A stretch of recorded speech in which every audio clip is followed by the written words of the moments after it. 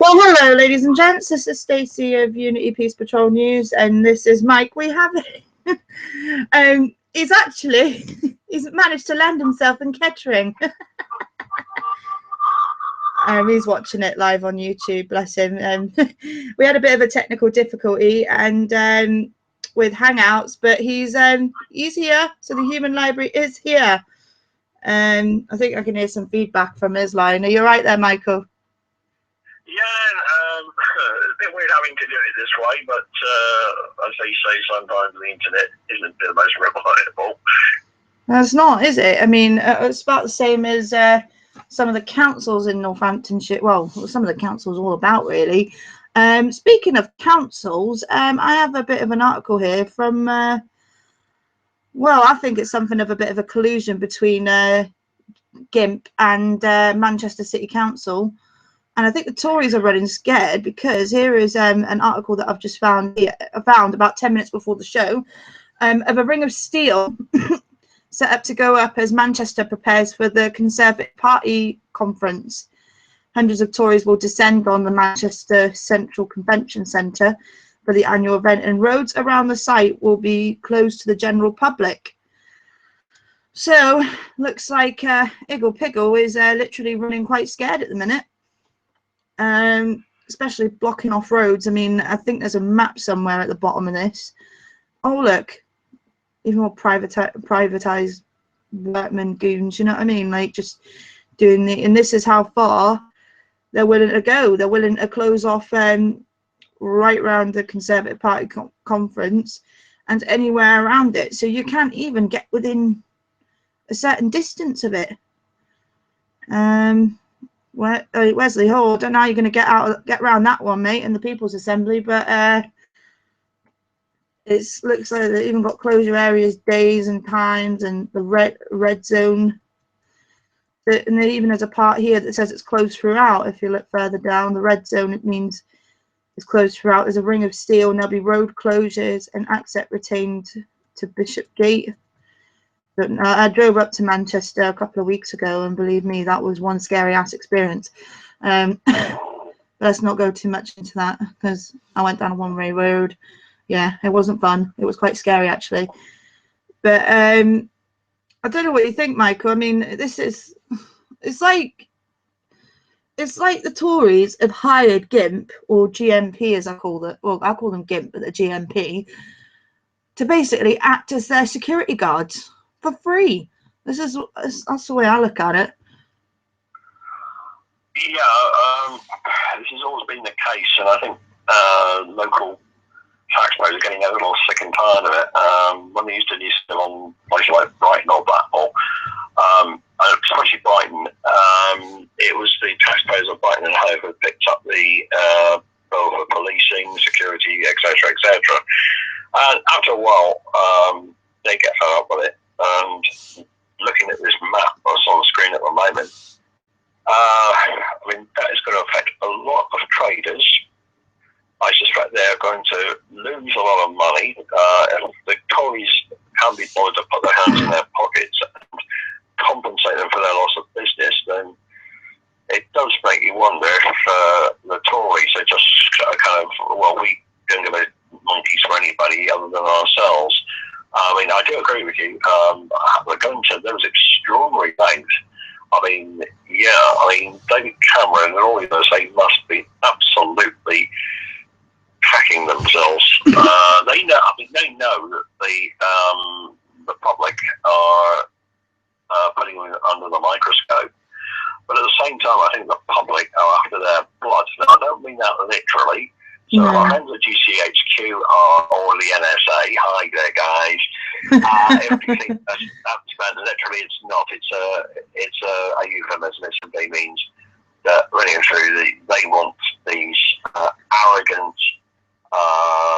little frontal to face up to harsh reality and see in the cold light of day exactly what they're doing and what they're causing, instead of just cotton wooling them, because this is all it is.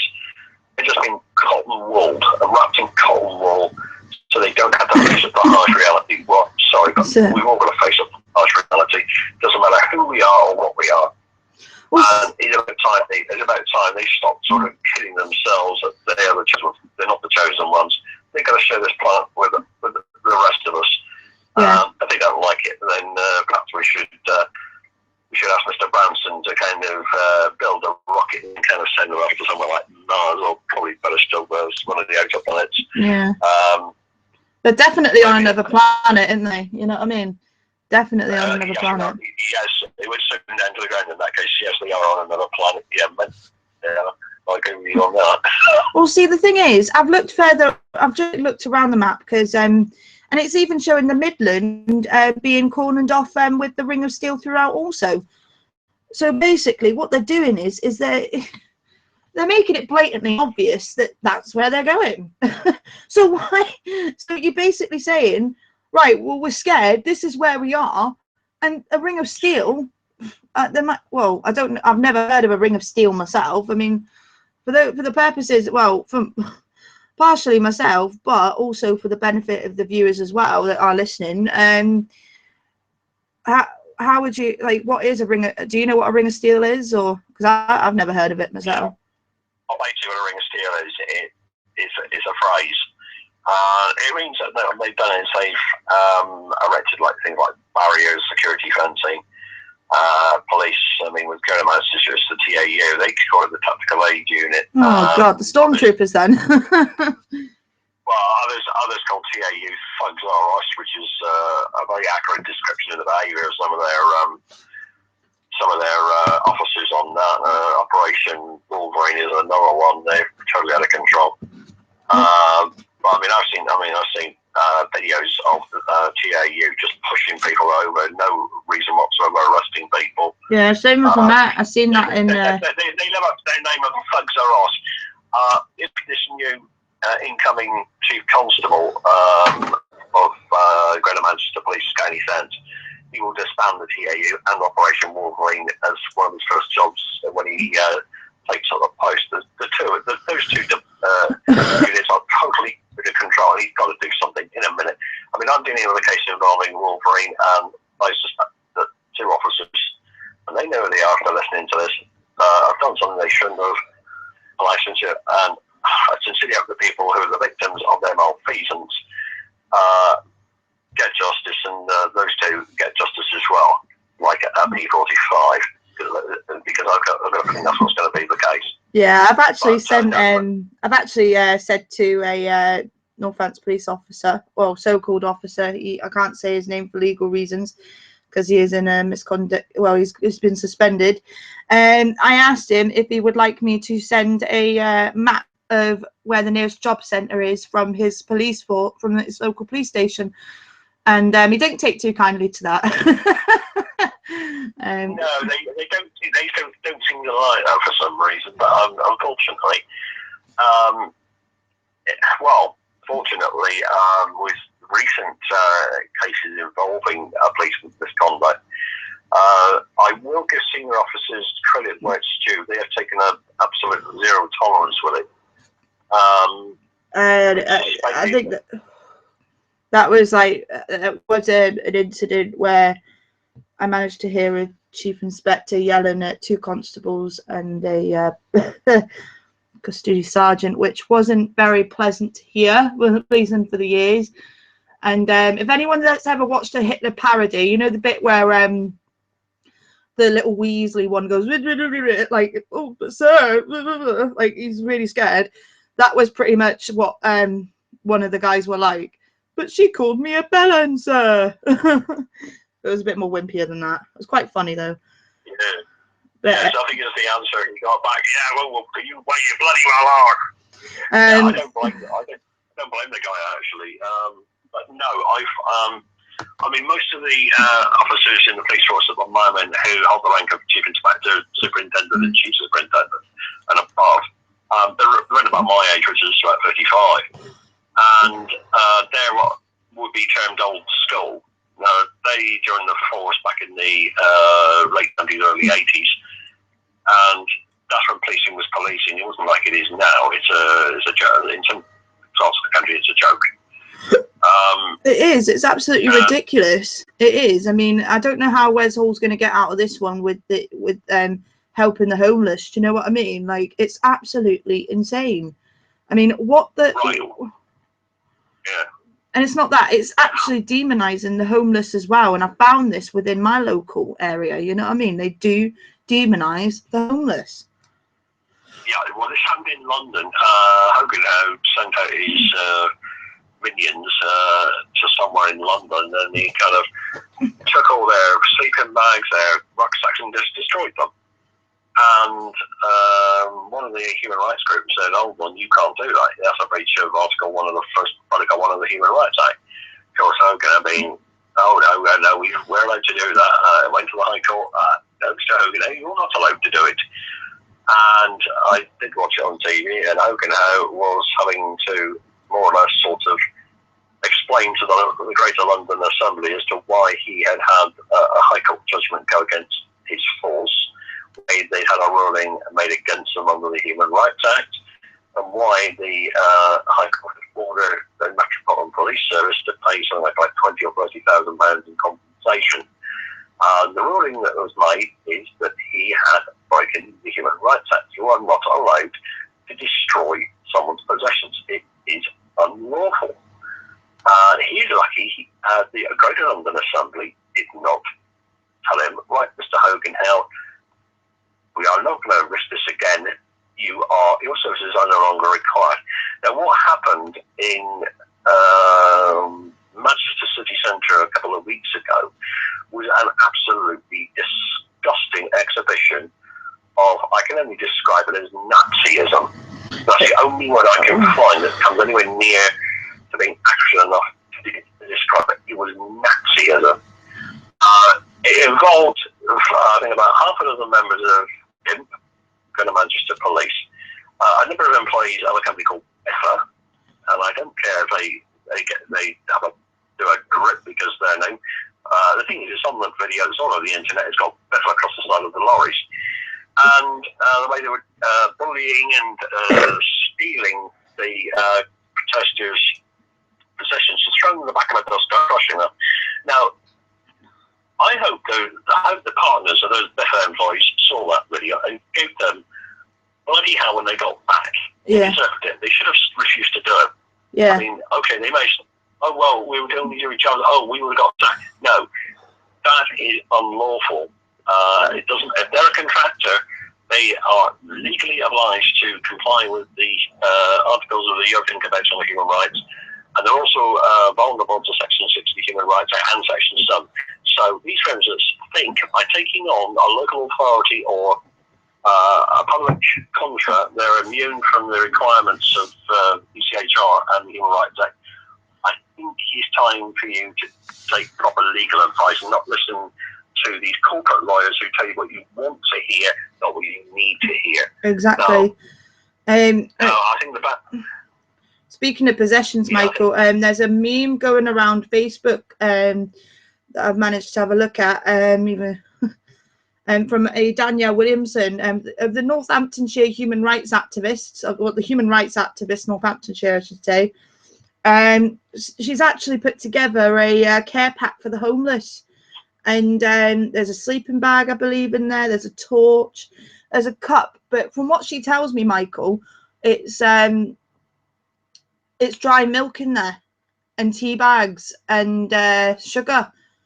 In one of these little Costa coffee cup things, and the spoons. I mean, I've helped her put them together and that, and you know what I mean, I've really assisted with her with the legal stuff. And there's a torch. I think you donated the torches, didn't you? Yeah, and the backpacks they go into. Oh, that's awesome. Yeah, They're making good use. Yeah, I mean, I mean, sometimes these, I mean, where I am down in the southwest of England, some homeless people have got literally their clothes there, they stand nothing. That's all that's what they haven't even got a bag to keep papers in, kind of identify them or things like that. So that bag gives them a sleeping bag. They've got something they can put it in, and they're not going to get somebody try and steal it from them, or someone comes some jobs for it from the council or the police. They think they can just take it off them. Because I'll tell you something, if I find out a police or any council jobs worth has been trying to take that bag with the stuff that's been given to them as a gift, I will be very annoyed, and I will not hesitate to take legal action against the local authority or police officer concerned under Section 60 Human Rights Act. I mean, well, there you go, Northamptonshire Police. That's you've been told. So even if you are listening, let's put it this way, Stacey. I don't like having to get tough with people. As a police officer, my philosophy was they got a warning, and if they carried on, then obviously I had to do something. I mean, this is enshrined in PACE, the Police and Criminal Evidence Act, that has been since 1984. I was in the police force before PACE came in, and after PACE came into force. The PACE came about as the result of a report called the Scarman Report, which was done by Lord Scarman in the aftermath of a riot at Ealing in West London. That was quite a frightening place. Well, it was quite a frightening event. It started off very peaceful, and then some idiot, senior police officer, decided to clear some of the local Asian community from the middle of Ealing Broadway. By doing that, it gave I think the British National Party, well, they called the British National Party now, they were called the National Front, their more extreme element, to just kind of start a riot in Broadway. Unfortunately, it got out of control. Some innocent civilians were hurt, so were police officers, and also the Brixton riots as well. But they do abuse PACE. It was the Brixton riots that led to the Scarman Report, because that was quite serious as well. I know there was one out at Ealing not really long afterwards, but the Brixton riots were quite serious. And it was the Brixton riots, it was the Brixton riots that led to the Scarman Report. That was because of some a group called the SPG, the Special Patrol Group, which is was the sort of equivalent of Manchester's TAO. One of the unkind nicknames that the SPG were called was the Banana Bunch. They went around in these green transit minibuses, and the joke inside the Metropolitan Police was green on the outside, yellow on the inside. So that's why they're called the Banana Bunch. See, it's mad, isn't it? It's mad how, even with homelessness, I mean, I've been homeless myself. I've got a couple of these care packs in my car, and do you know what? I gave a care pack to a guy who I was doing my shopping just normally, well, I say normal, I was out at 3 o'clock 3 o'clock in the morning, and he was sitting outside Asda. I heard a bit of shouting when I was coming out, and I was like, oh, and then I heard a crack and some glass smashing, and I was like, what the fuck? So I went to see what was going on, and security went, oh, don't go out there, there's a man out there. Ooh. I was just like, well, aren't you meant to do something? And they went, no, we just got to stay in here. I'm like, you fucking bunch of absolute bellends. I just went, oh, fuck it, I'm gonna go out. And I seen the guy, and he had glass all in his face and everything, and I gave him a care pack, and he was like, oh my god, I knew he was homeless, do you know what I mean? Because I was like, you're right. He goes, I was just trying to get to sleep, and some guy bottled me. I was like, oh, for God's sakes. He's using a leather jacket, Michael. But yeah, I mean, as they say, I think in some cases you're just one wage packet away from being homeless yourself. Yeah. That's so what it is in some cases. I think with mortgages there, it's one payment away from being homeless. Yeah, and it's like, whoa. I mean, people really have got to stop demonising the homeless, and politicians and the media have got to stop it as well. because they could be in the same position themselves. Some police forces, they're very good. What they will do is they'll take their names. Some councils, now my local council, Plymouth City Council, they have got what they call a rough sleepers team. And every week they will go around. They know the places where they sleep, and they'll go around with the police, and they'll say everybody's okay. And they will have often referred them to the job centre to try to get them on benefits, to try and get them into a position where they're ready to sort of take up action. I mean, at least they do something constructive to try and help people get off the streets and get into accommodation, even if it's like a hospital. I mean, they've got a hospital and in an area called Stonehouse, called the Ship Hospital, which is mainly for men, but you're not allowed to have drug or alcohol there. The Salvation Army have got a big, they've got a big place somewhere in, I think it's in Devonport. Yeah. And there's another one called the Shekinah Mission, which is in a place, part of, it's in behind the Pavilions Leisure Centre at Mill Bay. Yeah. And they do that's a sort of a church-run project, and they provide a night shelter for the homeless. So that's good, but they don't have anything like that around here because of the government cuts, and even though there was shit all around here anyway. But I've just turned your attention, Michael. Somewhere in Bournemouth, I believe, a tragedy as a baby who slept in a car with homeless parents dies. Premature baby. Well, I hope that shames the councillors and the council staff on Bournemouth Council.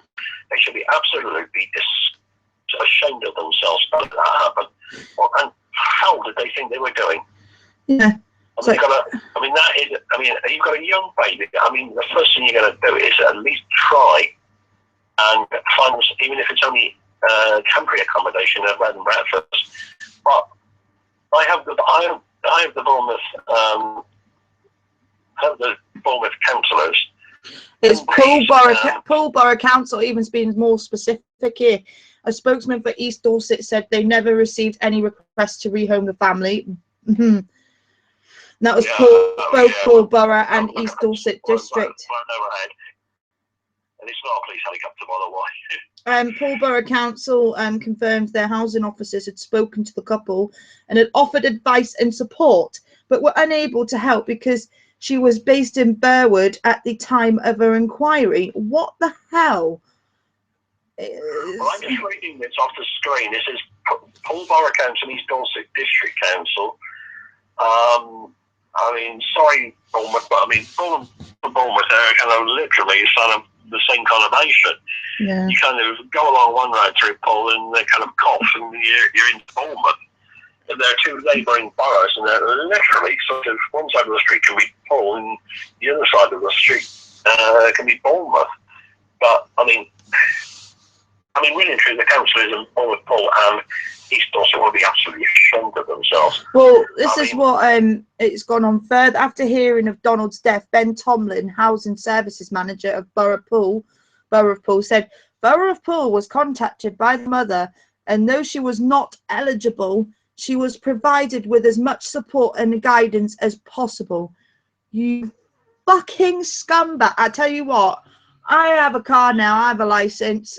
Ben Tomlin, you fancy a match me? I'm an ex-kickboxer. Tell you now, chat for charity. Tell you what, I'll do it for charity. I challenge Ben Tomlin of Housing Services Manager of Borough of Poole, me and you in a ring, one-on-one, yeah? And I'm even got back problems, so I don't really care. Got to wear a head guard, like, but I'm telling you, this is pure heat of the moment. I will personally challenge you. I'll even email you personally and challenge you for charity. I tell you what, all the funds goes to this little kid, man, or to this kid's parents to get them a house. I will personally do that.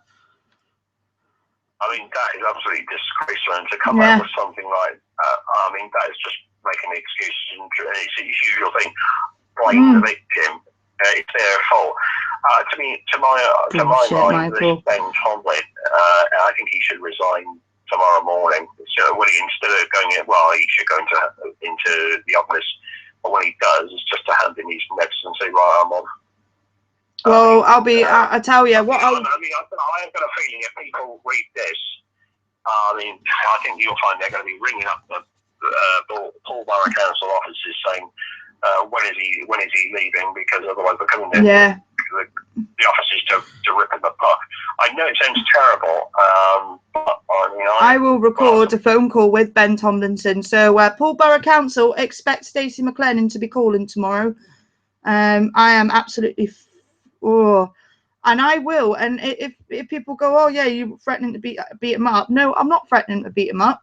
I'm challenging him to a charity boxing match, which is legal. So, and I've got an ex-copper as advice. So, sorry, but I will. I mean, if it's a charity boxing match, yeah, that's fine. As long as both sides are consenting to it, that's fine. Yeah. But I mean, public servants have got to realise if they come out with remarks like this, they have got to expect to get the wrath of the taxpayers raining down on their head. No, I mean, if the people who live in the boroughs of Bournemouth and Hull, put in complaints, put in loads of complaints, flood them. I would, and I'm going to. I am. I'm going to find out the chief exec. I know. Yes, just now. I did blame Bournemouth. Yeah, no, because that was partially my fault, Michael. Yeah, okay, guys. Yeah, okay. Until I saw that, I thought it was Bournemouth because it said Bournemouth Echo. That's why I thought, because it said Bournemouth Echo in the web page, but it's Paul. Yeah. Well, no, as we know, it's Paul, not Bournemouth. So I'd like to just correct that. I'm sorry, guys at Bournemouth. Hey, we all have grade parts. I think it's part of ours, and plus you're a bit behind as well. Do you know what I mean? So I have been to Bournemouth on holiday a few times, and the people there are actually very nice. So I would like to go back. So no, but Paul Council, they really do need to kind of hang their heads in shame at that Ben Tomlin.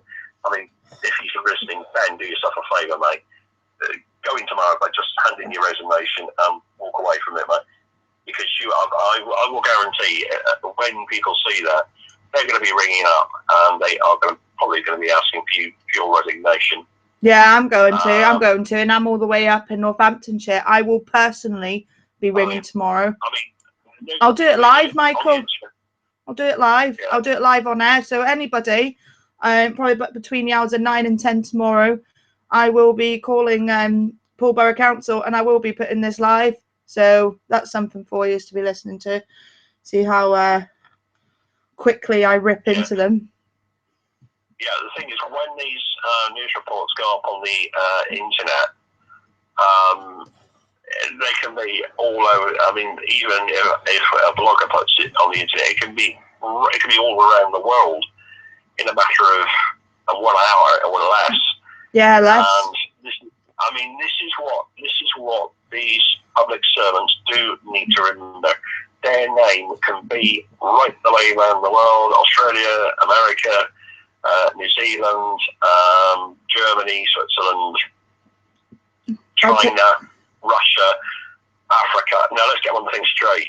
We may speak different languages. We may come from different cultural backgrounds. We may speak different languages, but underneath we're all human beings. We all have the same desires. We all have the same ambitions, and we all breathe the same air. But we are human beings, and human beings have the same feelings and emotions. And I would not think for 1 minute that anyone, no matter where we were on this planet, would find what this Ben Tomlin's the remark he's made to that newspaper to be anywhere near acceptable. I mean, if he gets this thing, resign. I know it sounds horrible, but it might be the best thing to do. Well, I'll be broadcasting tomorrow morning, and I will be calling Paul Borough Council myself, and I will be saying when is Ben Tomlinson going to resign. They say he's not. I'll just say, well, what's your chief executive's email address, because I'm going to call for it immediately, and I'll even screen share with you while I'm emailing. Do you know what I mean? Yeah. So I'll do that live on air, and I'll tell him he's live on YouTube. I'll tell him straight he's live on YouTube. I will tell him. I think one thing we have to remember here is again the European Convention on Human Rights. Yeah. All public servants, including civil servants, are subject to it. They are obliged to comply with it, and also to ensure that everything they do is compliant with it. Now, there is a handbook which Stacey found on the internet called the Human Rights Handbook for Public Authorities. Now, this is published by the Ministry of Justice. You can download it quite freely on the internet. Well, it even says I found something today that I sent to you. It's about what is it? It's about duty of care anyway. The liability of public authorities, private law, causes of action against public service providers exercising their statutory functions. I will share that on the internet, on the human rights activist group and stuff. But there's introduction. What is meant by a public authority? And I think a few ears will prick up. What is meant by a public authority? Bodies responsible for public services. So local councils, obviously, highways authorities, education services, and social services. So that's schools as well. The police, emergency services, and it says in brackets here, utilities. Yeah, also the other thing as well is the courts. They are also they're also a public authority. Police officers are persons whose function is known to be public. And that's enshrined within Section 6 of the Human Rights Act 1998. Yeah. Now, I think as you found state, you were saying when you've been dealing with local authorities, you mentioned the Human Rights Act, and you seem to say, oh no, that doesn't apply to us. And it's a case of, well, are we to understand that you're doing this in a private capacity? Well, what I tend to say to them, I found this myself. I just kind of thought, like, on your kind of wavelength of what would Michael do? And I just I came out with it one day, and it worked, because I went, so am I to understand that said council operating in a private capacity? And the phone went really, really, really, really quiet, and I went, are you still there? And they went, yes. And I went, so you're not going to answer my question? I'm like, is the council acting in a private capacity? And they were like, well, the thing is, and I went, no, it's either a simple yes or no question. Like, it's as simple as that, really. And she went, well, no. And I went, so, right, so you've just said that the Human Rights Act doesn't apply to you. And I actually said the actual subject, so I actually told her subsection 1, and I didn't even need the list in front of me. And for anyone that's listening, it is unlawful for a public authority to act in a way that is incompatible with a person's convention rights. And she went, well, no, we're not a public authority. I'm like, what are you? A local authority? I'm like, yes, that means you are like, who are you funded by? I don't know. I'll be able to tell you it's our council tax and like people's rent. So to be honest, like, they shit themselves. Yeah, even social landlords are subject to it. These housing associations and HOMOs, which is a form of yep, they are. social, an arm's length management organisation. Yeah, they are all subject to the European Convention on Human Rights and the Rights Act. Yeah. No, what I did do on a number of Facebook groups to deal with things like Bayless and things like that, I put together 3 documents: the Human Rights Handbook for Local Authorities that Stacey found, plus the Human Rights Act 1998 and the Council of Europe's edition of the European Convention on Human Rights. Now, those 3 documents together form what I call the Human Rights Toolkit.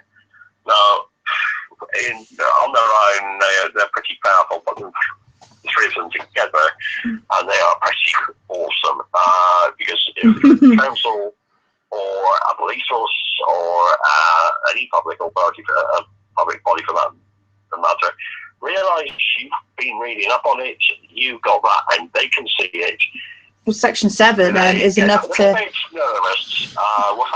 I did come across one public authority who was bullying one of their tenants, and she said to me, she said, "What do I do?" And I said, "Well," and there was a form called a PS3098, which is no longer used because it's now called an M138. And I said, "Right," I said, "You take this down, the meeting you've got with them." I said, "You don't fill it in." And I said, "And here's a copy of the relevant sections of the protection from harassment. I can just show it to them."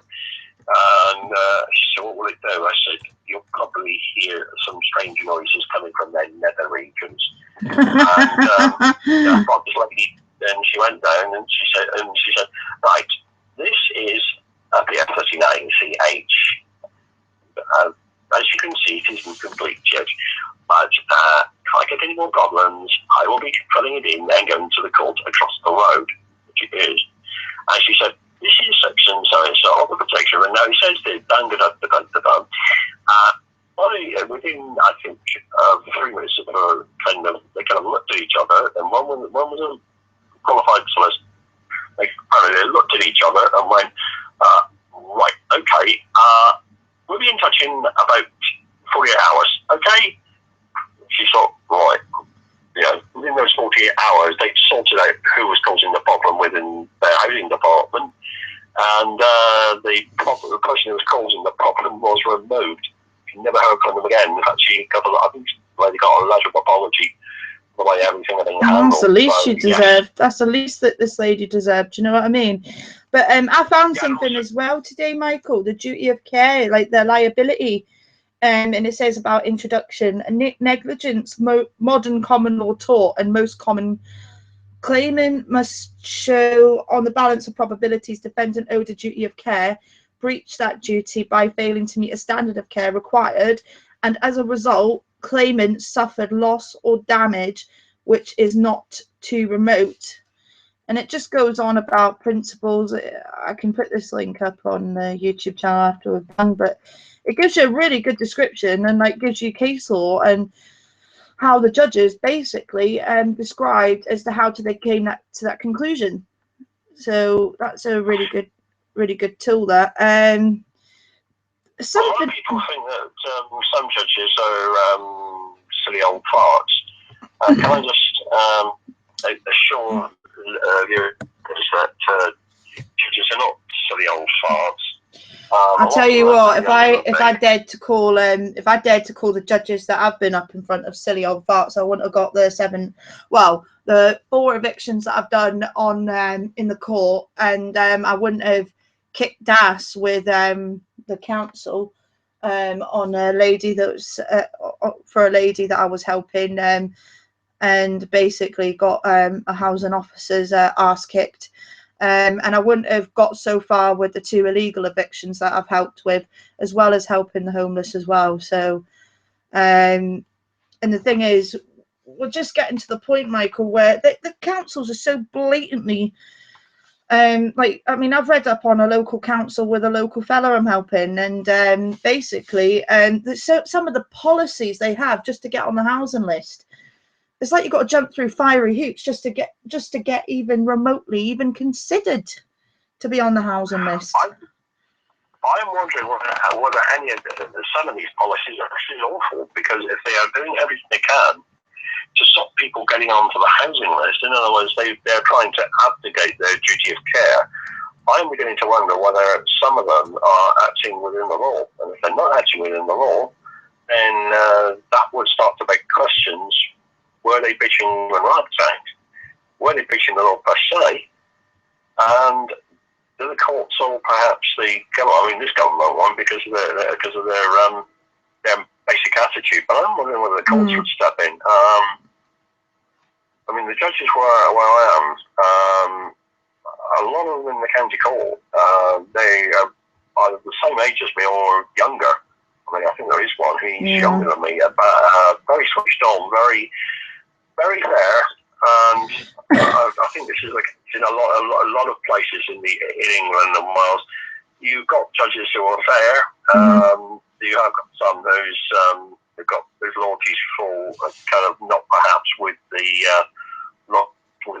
Masonic Lodge or the Bar Council, which they shouldn't be doing. I mean, I think that hopefully there's only a small number doing that. Yeah. But the ones I have come across, I've had dealings with. They've been very even-handed, very fair. I mean, there's one I went through, which is kind of connected with homelessness and housing, and the local authority concerned tried to produce 3 liability orders for council tax.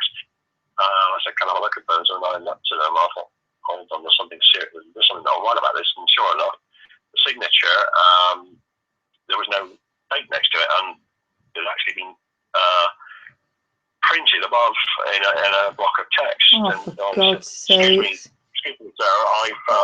There's something not right about this. And he said, what is it? And I kind of showed it around, and he said, what's wrong? I said, you see what's being written over the top? He went, yeah. I said, underneath. I said, there's somebody signed their signature, but there's no date next to it. I said, if it had been signed on that day, I would expect to see that next to the signature to say that it actually been done on that date. And he said, yes. He said, I would. He said, that is what I would do as well. Yeah.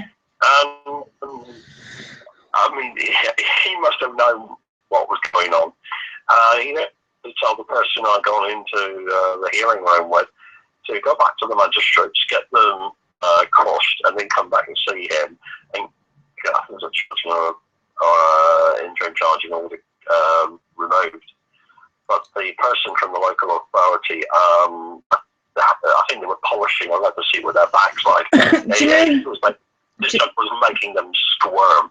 Yeah. And as we're finding out, I mean, I unfortunately have to use a motorised wheelchair if I got to walk any more than about 15 meters because if I don't, I'll just and I'm probably going to get the ambulance service to get me up the road. There's nobody about.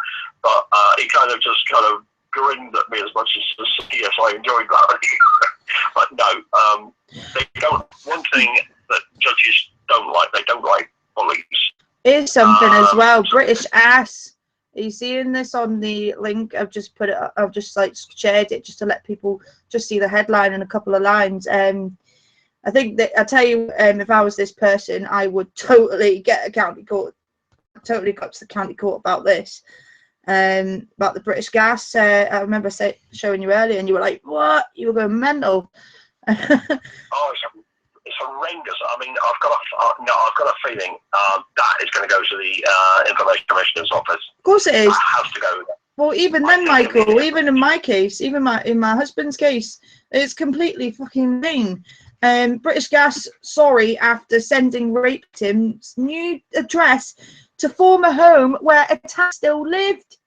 What? So They'll be sorry, all right. If they say sorry for that and being at the end of it, they'll be pretty sorry when the Information Commissioner says, right, here's a fine for £500,000.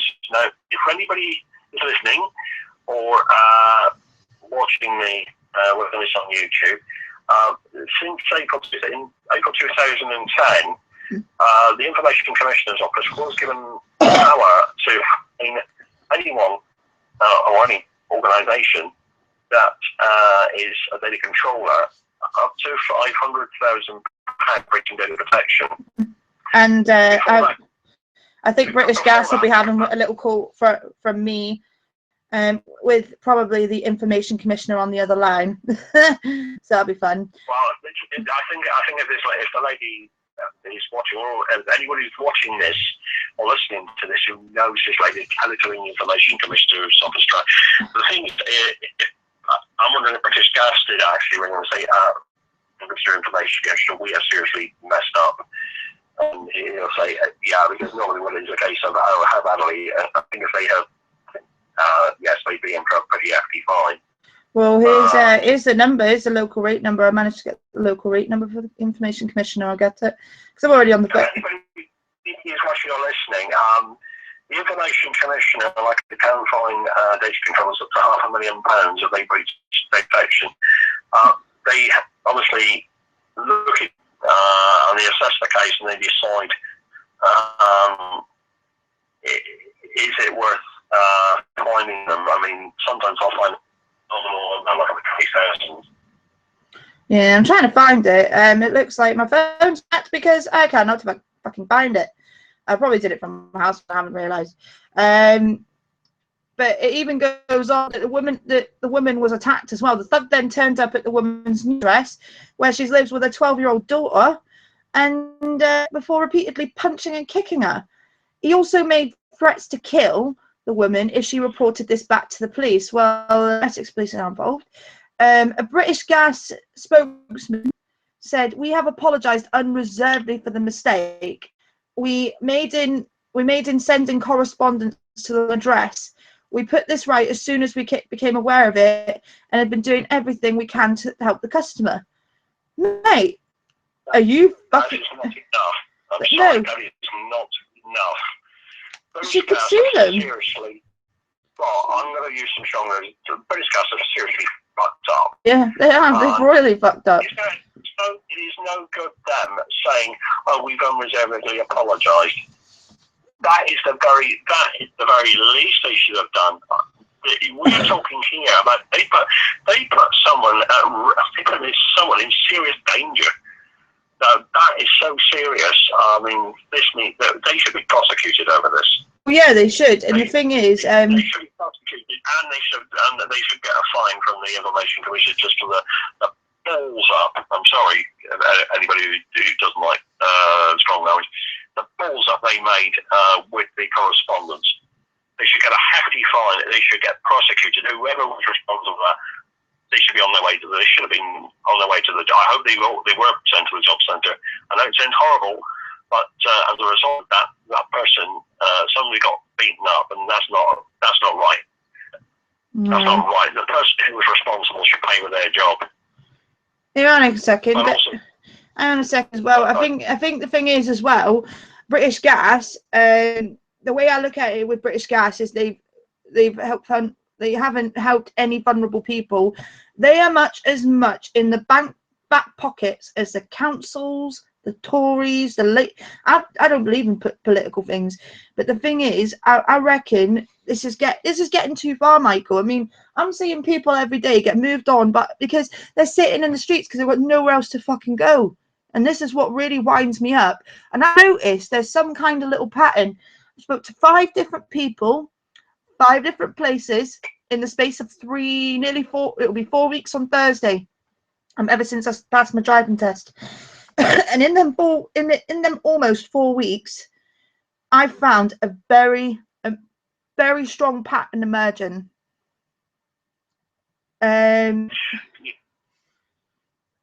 Yeah, it's what's called a modus operandi. It's modus operandi is a Latin term. It's used in criminal law mainly. It's literally translated, it means mode of operation. In criminal law, it's called method of offence, or how an offender commits a crime.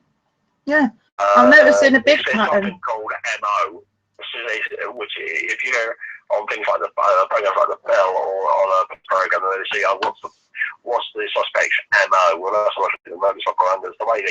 It's the way they commit that particular crime. I can also apply where local authorities behave in a malfeasant manner. Their mode of operation is, kind of as Stacey has just highlighted, there's a pattern of what they do. So you've got a pattern of, if you like, a pattern of offending in inverted commas. And once you we've seen that a couple of times, that is almost like them signing that is a unique signature of that particular local authority's housing department or whatever. And you can say, yeah, right, okay. They're all colluding together on Facebook as well. I found that out. They've all colluded together on Facebook. They're all pals. You know what I mean? They're all rubbing each other's asses. You know what I mean? And that really winds me up because I see them and I'm thinking, how can you sit there and smile on your profile picture, or sit or go at night knowing that you've just told somebody? I've got evidence of my local council telling a homeless person Oh yeah, no problem. Oh, but it's fine. You're homeless. You'll find somewhere, I'm sure. What the? Really winds me up. I've even found with another local council that they've laughed at somebody saying, "Are they fucking serious?" Thinking that they're gonna get housed by us, like as if it's like, I don't know, some kind of game. And it really, really pisses me off because I sit there and I mean, the councillor even went in there and tore him a new arsehole as well. And they know who they are, and I hope they're listening. Yeah, wasn't there one case in your neck of the woods where one of them thought it was highly amusing and actually laughed in the person's face? Yeah, they went, there's the letter to say we're not going to help you. Take care then. Bye-bye. And the guy was like, I'm homeless. I need help. Got mental health issues. And even one council, and Ketchum Borough Council, I'm on to you because I've found I'm the one that turned around and told him to put an SAR in about yous. And you seem to be very, very scared of me when my name gets mentioned. Because you asked this person who the solicitor was that bloody advised him. Fucking was me, Michael. And I've wrote a letter for these homeless people telling them, basically telling the, like, if they say, oh, what solicitor, you just say, oh, well, this person told me to give them this.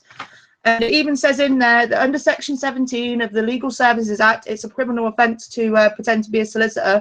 So if they think I am pretending to be a solicitor when I'm not, and I've even stated in there that I'm not, and I've never have been, take this letter along to Northamptonshire. They all know me there, basically.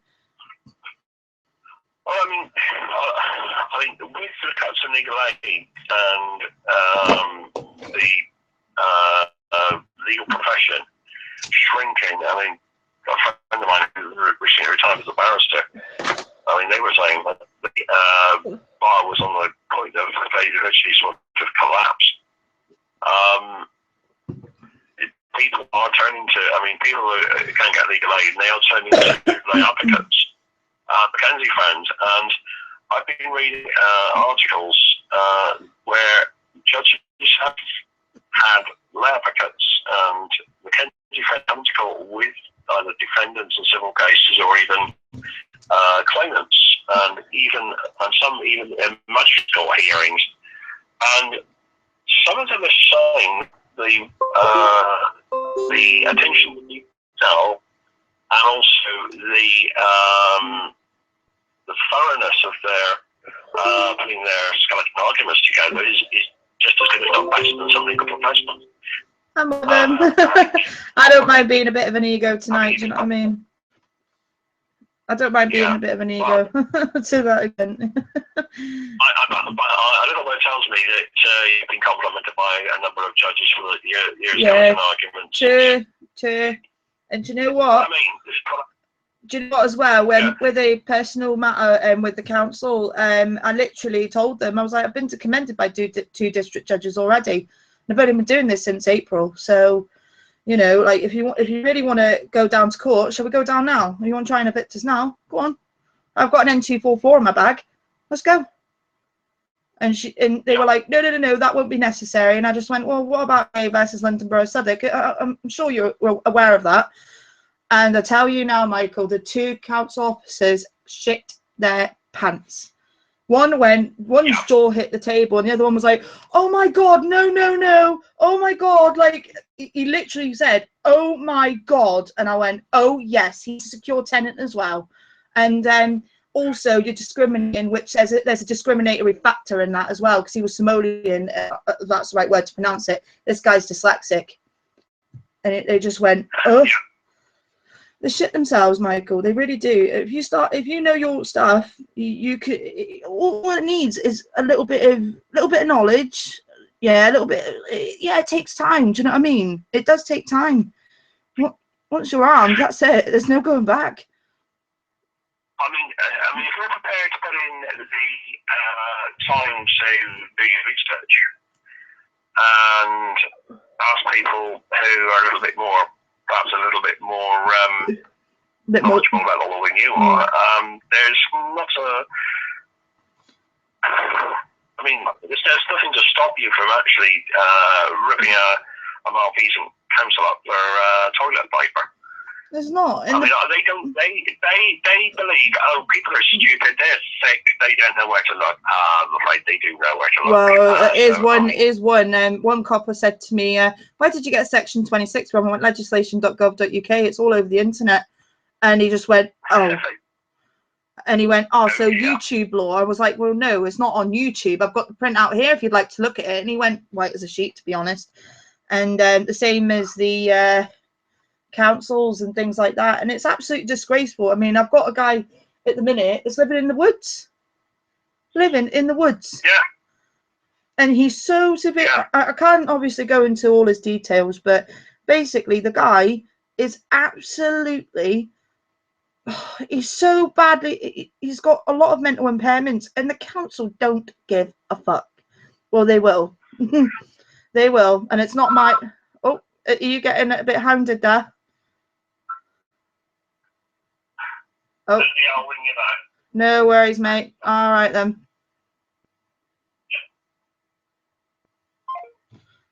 Bless him. I think he's got a bit of an ear bending off someone that does need his assistance. So that's fine. You know what I mean? I don't mind it. I don't mind doing that. You know what I mean? It's all good. You know, that's the thing. Michael has a lot of time for people. He does. And you know what? No matter what he does, he will always do his best. And he's right down in the south. And I consider Michael a friend. I really do. And the thing is, with a lot of councils, they just seem. I'm going to pull up something that possibly could really put. I thought about it, right? I thought about this long and hard. I get called confrontational, aggressive, all this yada yada. Oh, hang on, that's Michael coming back in. Sorry. Hello there. Hang on, I'll put you back on speakerphone. This is what happens when you've got a live show. Yeah. I was pure bigging you up. You could have been a glory hunter for a minute there, or a hero as my ringtone. Basically, I was just saying, like you know, someone that will help. You know what I mean? You're always somebody that will help. Like even your landline phone goes and you're there. Well, not there, but like you're in a presence, Michael. Basically, that you know, you're there, but you're not there. Does that make sense? I don't know what I'm trying to say. And a brain fire. It does make sense, actually.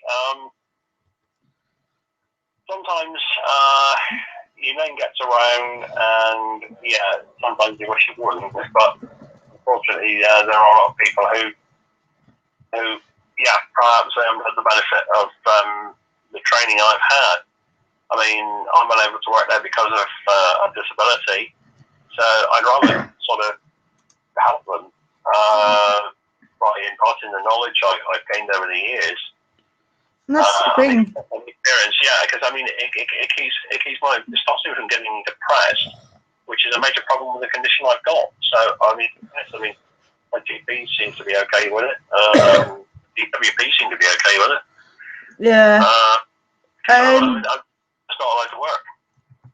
I'm just putting in. I was just doing my, my little diction. I was just talking about my little dictionary idea. My little dictionary. When I was saying about the dictionary, I'm thinking about putting something together, basically to give the literal meanings to the dictionary. Because I was saying like, people think I'm aggressive and all this kind of. Well, people get told I'm aggressive, so the council they'll call me confrontational, and all this kind of stuff. So I'm just pulling. What I've done is for the purposes of people that don't know what I'm on about, basically what I'm doing is I'm printing out the dictionary definitions of the words that they use, that a lot of councillors use, or a lot of councils use, a lot of common purpose trained, to be honest, people that just say basically, that I'm argumentative, I'm confrontational, I'm threatening them, they want to discuss with me something.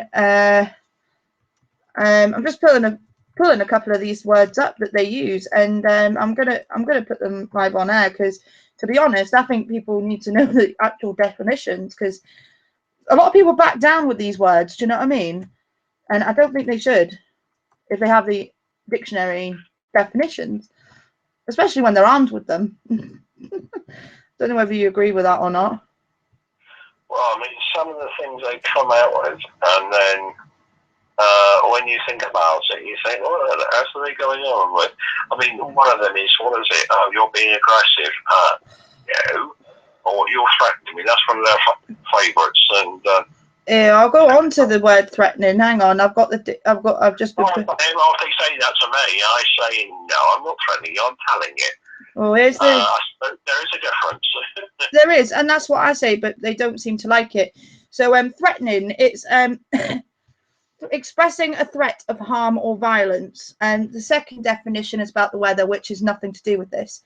So, I'm going to print. I'd print that out, and I'd say, well, what do you mean I'm threatening you? Am I expressing a threat of harm or violence? Or, I mean, there's a synonym to that, which is menacing. Hang on, I'll just pull that up. I'm going to pull that up actually, so the viewers can see. Obviously, we've got a full transparency here. So, seeming like to cause you harm or danger. With seeming likely, sitting back in a chair with a couple of bits of paper, it doesn't. I don't think that washes, to be honest. I mean, we know it's training. It's just common purpose training. And really and truly, I mean, these people, when you do point out to them that you're not threatening them, you're telling them something. Yeah. You can see the look of confusion on their face, because they've been told one thing that's been done. It's been implanted in their mind in a way that obviously causes confusion and distress to them. But see, the thing is, even the word aggressive in the Oxford Dictionary, which actually, what's it you said to me the other day, Michael? You said something like, don't judges look at this dictionary as well, like the Oxford Dictionary? Yeah, well, in court, unless legislation prescribes a definition for something, they always go by the Oxford Dictionary definition, and that's how they do it. They don't kind of give solicitors or barristers sort of free rein to interpret it how they like. They have to have some sort of rule of thumb that they can work to. The Oxford Dictionary is what they use for words that do not have a statutory definition. Yeah.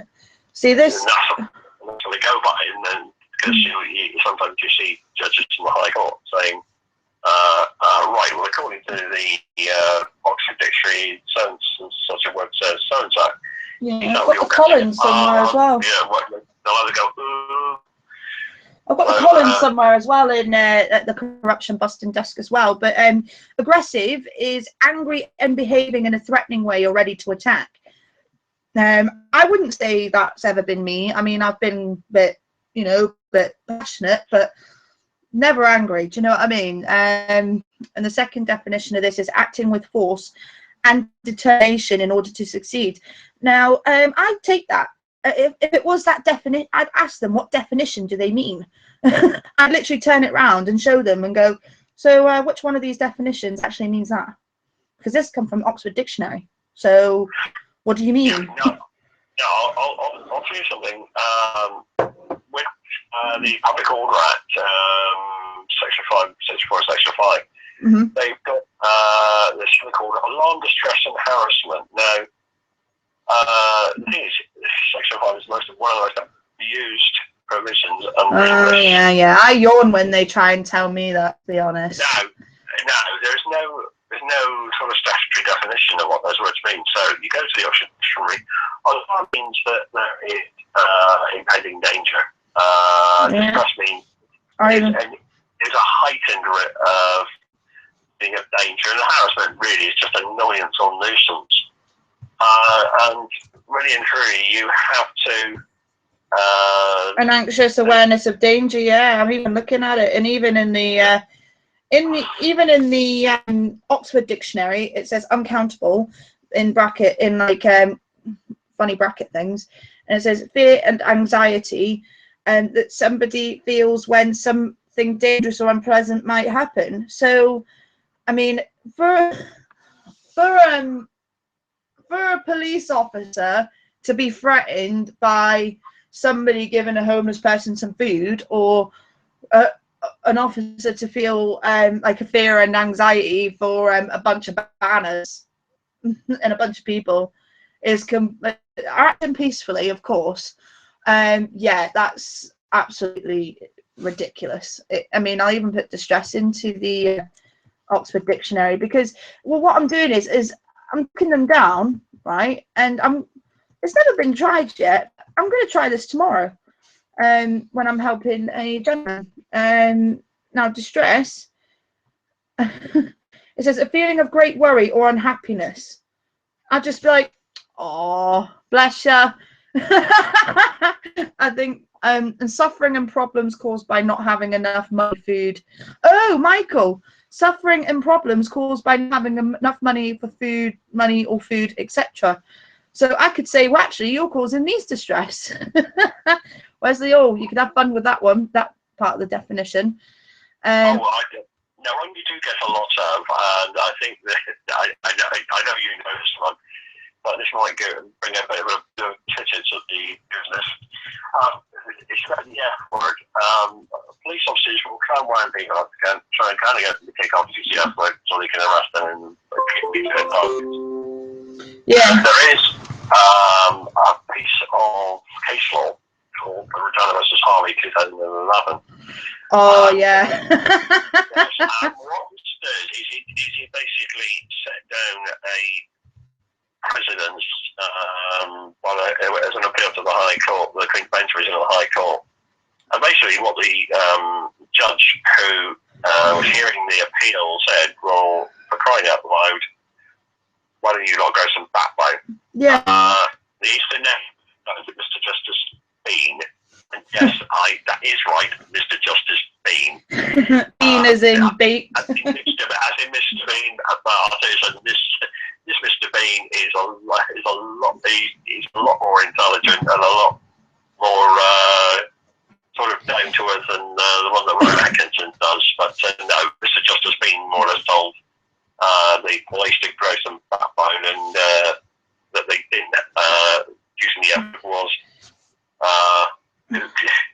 it wasn't really a swear word. It's in such frequent use that well, here's ability to offend. Well, here's the definition. I've got this on screen share on the Hangout. Harassment and the act of annoying or worrying somebody by putting pressure on them and saying or doing unpleasant things to them. Do you know what? I've actually done this copy the other day. I pulled up the dictionary and definitions while I was on the phone to them, and I turned around and basically said, well, you're actually causing me harassment. This is harassment. He went, no, it's not. He went, I suggest you get a dictionary. And I went, oh, but yeah, matter of fact, I have. And I've just looked it up. And this is what the definition means. So this harassment that I'm facing at the minute or experiencing is an act of annoying or worrying somebody by putting pressure on them or saying or doing unpleasant things to them. So you just told me to go and look up a dictionary, and that's what it says. And he went very, very quiet. It was really funny. There's another thing as well, Michael, there's another definition that I wanted to go over, discuss. Because this is another one that I had thrown at a copper as well. I wanted to discuss something with you. And I think you were on Skype at the time. Is to talk about something with somebody, especially in order to decide something, which I find quite, to be honest, Michael, I find that like that they've already decided, but they want to tell you. Do you know what I mean? That's more like dictate to me. Yeah, it is. It is more like dictate.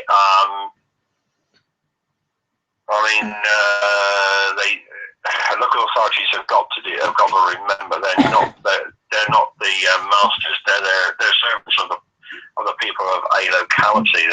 It's not for them to start ordering people around. They have no right to do that, and they have got to remember that. I mean, it's even the word. Times who go around with civil enforcement or dish out tickets. Oh, you dropped litter. I'm going to fine you £60. If you don't agree with my fine, you've got to go to court and I'll give it out. Well, the answer to that is, well, A, for a start, you're not allowed to use a maxim whereby you're guilty until proven innocent. That is actually unlawful under the European Convention on Human Rights, Article 6, and Section 6 of the Human Rights Act. So, yeah, I mean, this is where a lot of these local authorities are crossing the line over and over again. I mean, there is one on YouTube where somebody really does own one of these jobs with own a police sergeant for an encore as well. Yeah, what is it as well? Respect. Obviously, that's one of the most important words. I think, in my opinion.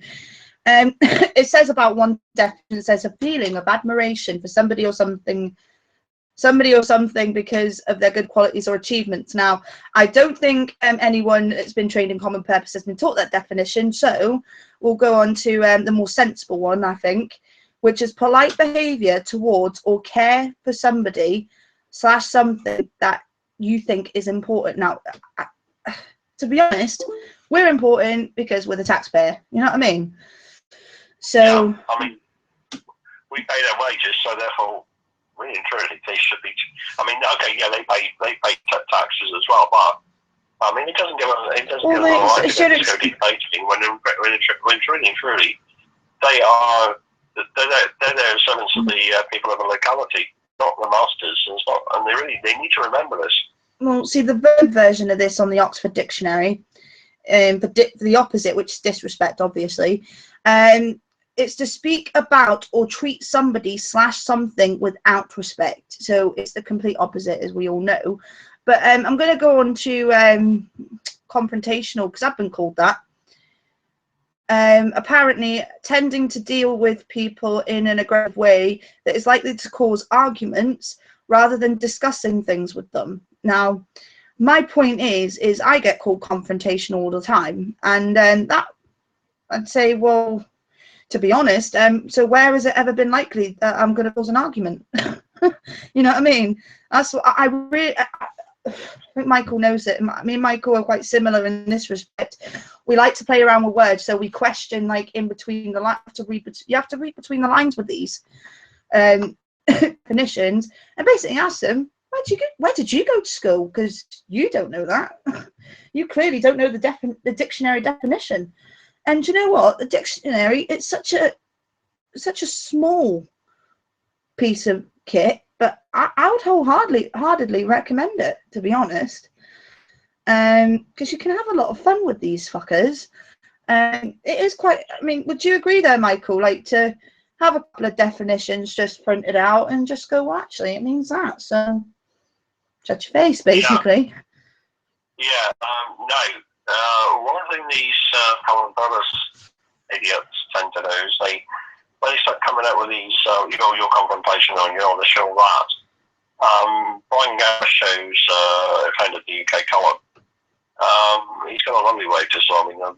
Kind of just let them carry on, and then he would just very calmly say, "Excuse me, but I have some real concerns about your mental health," which kind of gets him going even more.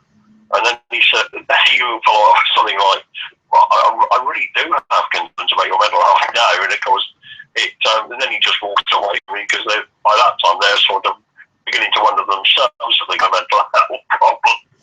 So we all have our own tactics, you know what I mean? We all have our own tactics. I mean, I throw the law at them and club them around the head with it. But I think the dictionary definitions, because I would ask them, where did you go to school? Because clearly your definition of the dictionary, you're trying to defy that the dictionary is wrong. Do you know what I mean? Like, and it is such a simple tool that could be used. Yeah, I mean, with Brian, he is a leading authority on the way these common individuals operate. So therefore, yeah, he is like he's a guru, if you like, on their and I mean, some of the experiences he's had with them and the way he sort of disarms them, and some of it is quite funny. But when you kind of look behind it, you can realise that these people are just as much. I mean, Brian does say this with all sincerity. They're as much victims as the people they're victimising, because they've had basically what is there's a very dark form of neurolinguistic programming is used on these people, and it does affect their mental health. Now, I've seen police officers get in such a state because it seems to me that what's happening is they're being made to believe the public are an enemy of some sort. They're there to be brutalised rather than sort of looked after. And I've seen a lot of police officers kind of, their mental health, you can see it, they get stressed out, and there's a lot of police officers serving police officers committing suicide because of stresses within the job itself. When I was a policeman, you were lucky if you got 2 a year, and that was through things outside the job, like breakup of marriages, alcohol addiction, or financial problems. This time, I mean, at the moment, it's the average is around about 14 officers a month. And that's serious. That is insane. And it's like, do you know what? Like, I'm not saying every cop is bad, and I'm not saying every council officer is bad, because I've dealt with some really, really good ones, especially with the illegal eviction that I did. I have as well. I've dealt with some arseholes. I've dealt with some people I find I'm not too sure about yet. I'll speak to them a couple more times and find out either way that they're either good or they're bad. Now, but the thing is, we've got to stamp out all the bullshit and I just say, listen, cut the chase here, and start talking. You know what I mean? And they don't like it when they're trying to ram stuff down your throat that you know to be wrong, and you can't. And they try and get you to not contest it.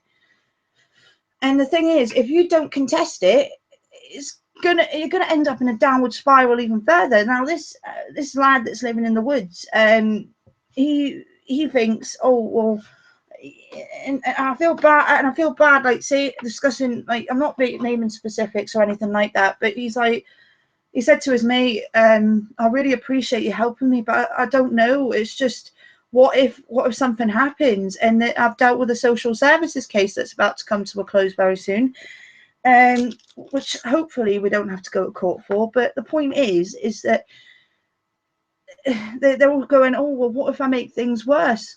What? You won't make things worse. In fact, if they make things worse, it just adds to it. It adds to our fire. It adds fuel to our fire, not theirs. And the thing is, I mean, I'm gonna say this before, like, I was gonna say this at the start, but I feel bad that I didn't. But all this common law and all that, and all this, like, there's no wet ink signatures and stuff like that, I've kept my view quiet for quite a while, because I get on with a load of different people, like whether they're common law, freemen of the land, like Michael. I'm a firm believer in using the system against it, and say, well, actually, you can't have your cake and eat it, pal. And now I've heard people say to police officers, "Are you on your oath?" It's not the sort of impression you want to give off. You know what I mean? Like, it's completely. I mean, you found in a couple of cases where common law people have used it and gone absolutely shafted. Oh crumbs, yeah. I've seen them on YouTube, and they kind of come up with this, "Are you on your oath?" and you're thinking, "Oh, for crying out loud, shut up!" Or I don't consent, and all this, you know. I don't consent. I claim common law jurisdiction. Now, I mean, I totally understand that, like, the ideology and everything is great. It's a really good idea. But to literally, I mean, say to somebody, oh, yeah, like, go and quote this in court, it's not exactly the freshest of moves. I'm so sorry to say it, but it's true. I mean, if I went into court and claimed common law jurisdiction with these evictions, I would have got my ass whipped. And I don't ever like to admit I'm wrong. I mean, I've tried and tested common law stuff, just with little things. I even asked Copper if he was on his own. And you know what? It doesn't work. They're just try and railroad you anyway. Oh, they will. Some of them. I think some of the things they come out with, yes, they sound so silly. They sound like a village idiot. I mean, there's one. I mean, they knocked somebody down. I think they knocked their bike. Oh, I was travelling. Yeah, well, hold on. You were behind the wheel of the car, were you not? Yes. Did you work the pedals? Yes. Did you change gear? Yes. Right, you're in control of the vehicle. You may have been travelling, but you are in control of the vehicle. So that means you are responsible for that vehicle. Mm-hmm. Oh, but I was travelling. They tried to twist the word driving. They have got a point. Driving is sort of herding cattle and other sort of domesticated animals. But what is important with motor vehicles is that if you are behind the wheel, you're working the gear stick, you're working the indicators, you're working the pedals, then you are in control of that vehicle. And if you are involved in a collision, whether with another vehicle or street furniture or a pedestrian, then you are being in control of the vehicle at the time of that collision. So it's your tough fault. If there are any freemen listening into this, I mean, don't try and use the drill. I was travelling nonsense. It doesn't work. It won't get you anywhere. No. And this is someone that did try it. You're behind the wheel. You've got hold of the weight steering wheel. You go around, work the pedals, indicators, gearbox, anything like that, and you are in control of that vehicle. Whether you're traveling, you may be traveling, yeah, but you are in control of the vehicle, and as such, you are responsible for that vehicle's movements, and also the indicators and everything like that. So don't think that traveling is going to get you out of it. It won't. Right. And this is something that I've tried and tested myself, the traveling. And literally, I realised very quickly in the situation that I was in, and I just went, listen, screw it. Am I being detained, mate? And they just went, what? I went, am I being detained? Because if not, I'm going. And they went, no, we just want to talk to you about your driving. I went, well, see ya. Drove off. Simple as. I did have my L plates on, and my husband was in the car with me. But I don't have to worry about that now because I've got a license. So I'm sticking my fingers up to the laptop now. But another thing as well, Michael, about homelessness before we wrap this up, there is something about that's just come up in the Telegraph. I did have it, but then it just disappeared on me. The screen share. I don't know whether is there a bit of a delay your end? Is there? Hang on, let's have a look. Yeah, there's a slight delay. Yeah, that's fine. That's fine. It's a sexual. This is like about women's homelessness in the UK. It's looking at specific problems that female rough sleepers face, from abuse to sanitary needs. And it goes on to say, where's the article? Violence is part of the story. They've got like prostitution and all this kind of stuff. Homeless women, this has got a sign here, for homeless women, period pain is an understatement. The mental health problems go up. It's absolute fucking bullshit. Women bear the brunt of austerity. I'm not sure. I believe everybody is at the brunt of austerity that's poor. If it's the poor or the vulnerable, that's it. But I think, to be honest, it's not. I'm not saying like because I'm a woman. Do you know what I mean? That that it's all about the women, because believe me, it's not. I'm going to side with the men here. The men I've seen, I think out of 5 people I'm well, 4 now, because one's unfortunately at Her Majesty's pleasure. Bastards. He didn't tell me, man. The men, out of 4 people I'm helping, there's only 1 woman, and she got laughed at in the streets in front of me, and I went completely apeshit at the guy. and I made him cry, to be honest. Not like with violence or anything, just with like pure passion, and it worked. But the 3 men that I'm helping, it was 4 but now it's 3, they're at risk of stabbings, they're at risk of I think they're more at risk because they bottle things up. I will admit, no, I'm going to admit to that myself, because I used to do that, and then I had a nervous breakdown. Yeah. That was about 18 years ago, and I'll tell you this now, it's not somewhere you want to go. No, exactly. And my point is, like, I mean, I've seen a fully grown man standing there near enough in tears, like, I just want a house for me and my kids. Just want a house that I can have my child in, and like we can have we can do proper father-daughter stuff, or father and son stuff. Do you know what I mean? And this is where I really get passionate, because I think even if I'm not doing it for the bloke, or like if I know him and I don't necessarily like him, I'm doing this for a child, because every child has to have 2 parents. Unfortunately, there's some people out there that don't have any parents, or there's people out there that have 1 parent because the dad's buggered off, or the dad's passed away, or the mum's passed away.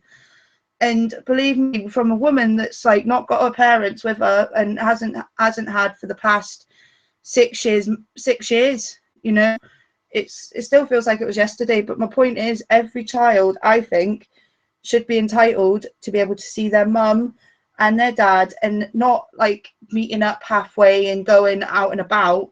They should be able to go to a parent's house and feel safe and feel warm. I think every child deserves that. Yeah, I tend to agree with that. And this is what, like, I mean, as a lad I'm assisting, I used to go to school with. I'm like, Jesus, you know what I mean? And that made me passionate, because he's a local lad.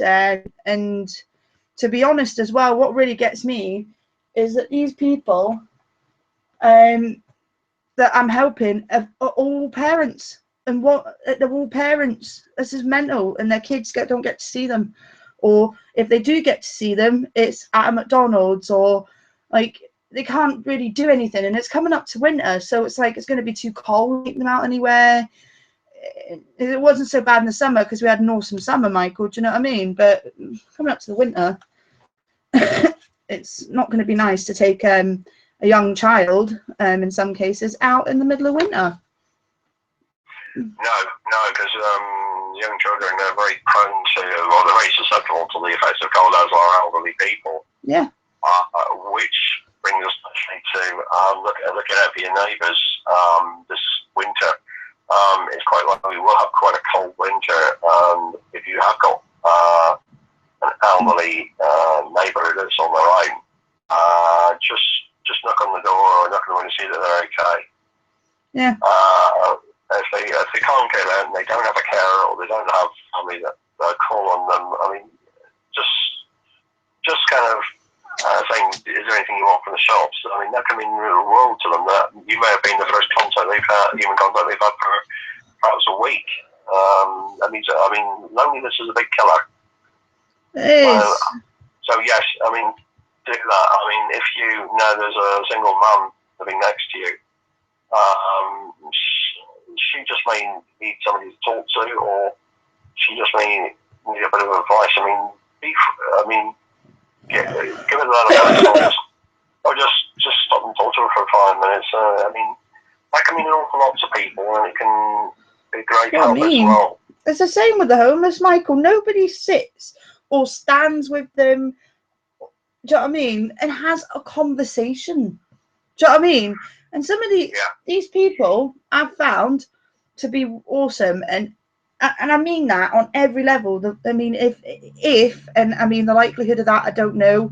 If anybody is listening to this that I'm assisting, you're all awesome. Like, and I'm quite lucky actually, because I mean, I tell you, I've only got 5 at the moment. Well, 4. I keep forgetting the 4 people that I'm helping, because one's definitely not listening where he is. One of them, like 4 of them, if they have got the opportunity to listen to this, you know, just basically, you know, I'm quite lucky, because you haven't caused me any problems. You've all like got my number, well, or somebody that has a phone that has a number on that you can go to talk to me, and you've all been all right. I mean, even before I went out, I tried to get hold of these people. I couldn't get hold of a couple, but I rang around and I was speaking to you. Do you know what I mean? And I was like, "Is everything all right? Is everything okay? Like, I'm going out tonight, but just remember to call the police or phone 999 if you have any problems, or 101 depending."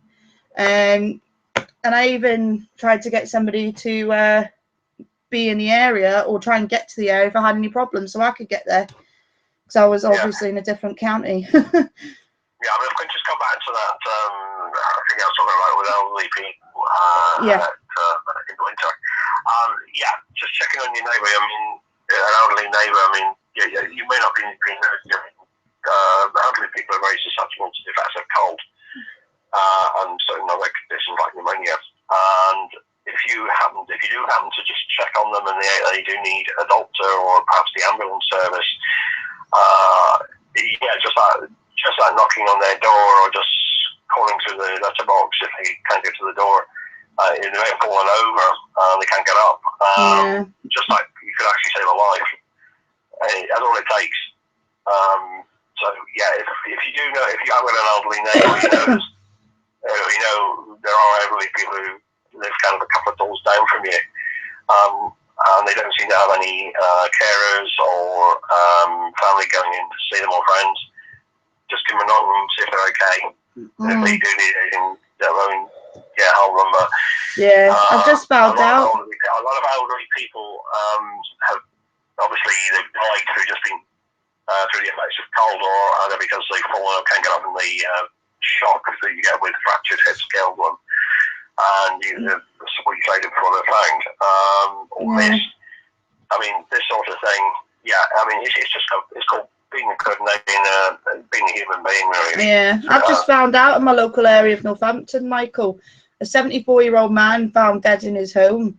Police say, I won't mention the guy's name. I mean, I don't know the guy personally, so I don't feel I can. But he was found at about 2 a.m. local time Saturday by officers responding to a call from a said street in Northampton. He died from injuries of an indictative of assault. It's absolutely, so a 74-year-old man, do you know what I mean? And it's like, this is what I mean. I'm referring back to Michael's point of checking on your neighbour. Do you know what I mean? Like, 74 years old and not one neighbour, and I'm only going on assumption here, so if I'm wrong, I will retract my statement. Maybe not even one neighbor went and checked on this guy, or like even like looked out their windows and called the police, and probably could have saved his life. Yeah, there was a case of that thing named Plymouth. There was a young child, I think he was in his 20s or 30s. He had diabetes. He had a hypo, and unfortunately, he wasn't able to. He became unconscious and he died. Oh, for fuck's sake! And the first anyone knew he was there was something wrong is when there was this unholy smell coming from his flat, and too late. Yeah, see, this is the thing as well. We do need to start being more community spirited, because I tell you what, the elite hate it. And it's just, they absolutely hate it that we're going about talking to each other, smiling at each other and going, "Hey man, how are you?" or "Hey, hi love, how are you?" You know what I mean? They hate it. And I get some homeless people that I've never even met before have gone, "Hi Stacey," and I'm like, "You all right?" You know what I mean? Or they see my car and I pat my horn. You know what I mean? And people go, "Oh, well, yeah, it's her. It's that mad woman that's going to tear the council on your arsehole for me." Hello.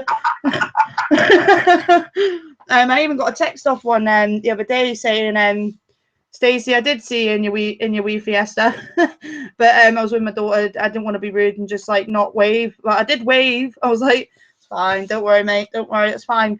But the thing is, I mean, I'm going to refer back to a point, because me and Dan were talking in the car on the way home. And he said, well, in the council's defence, you know, I mean, he's not as awake as what I am, do you know what I mean? And I'll fully admit that.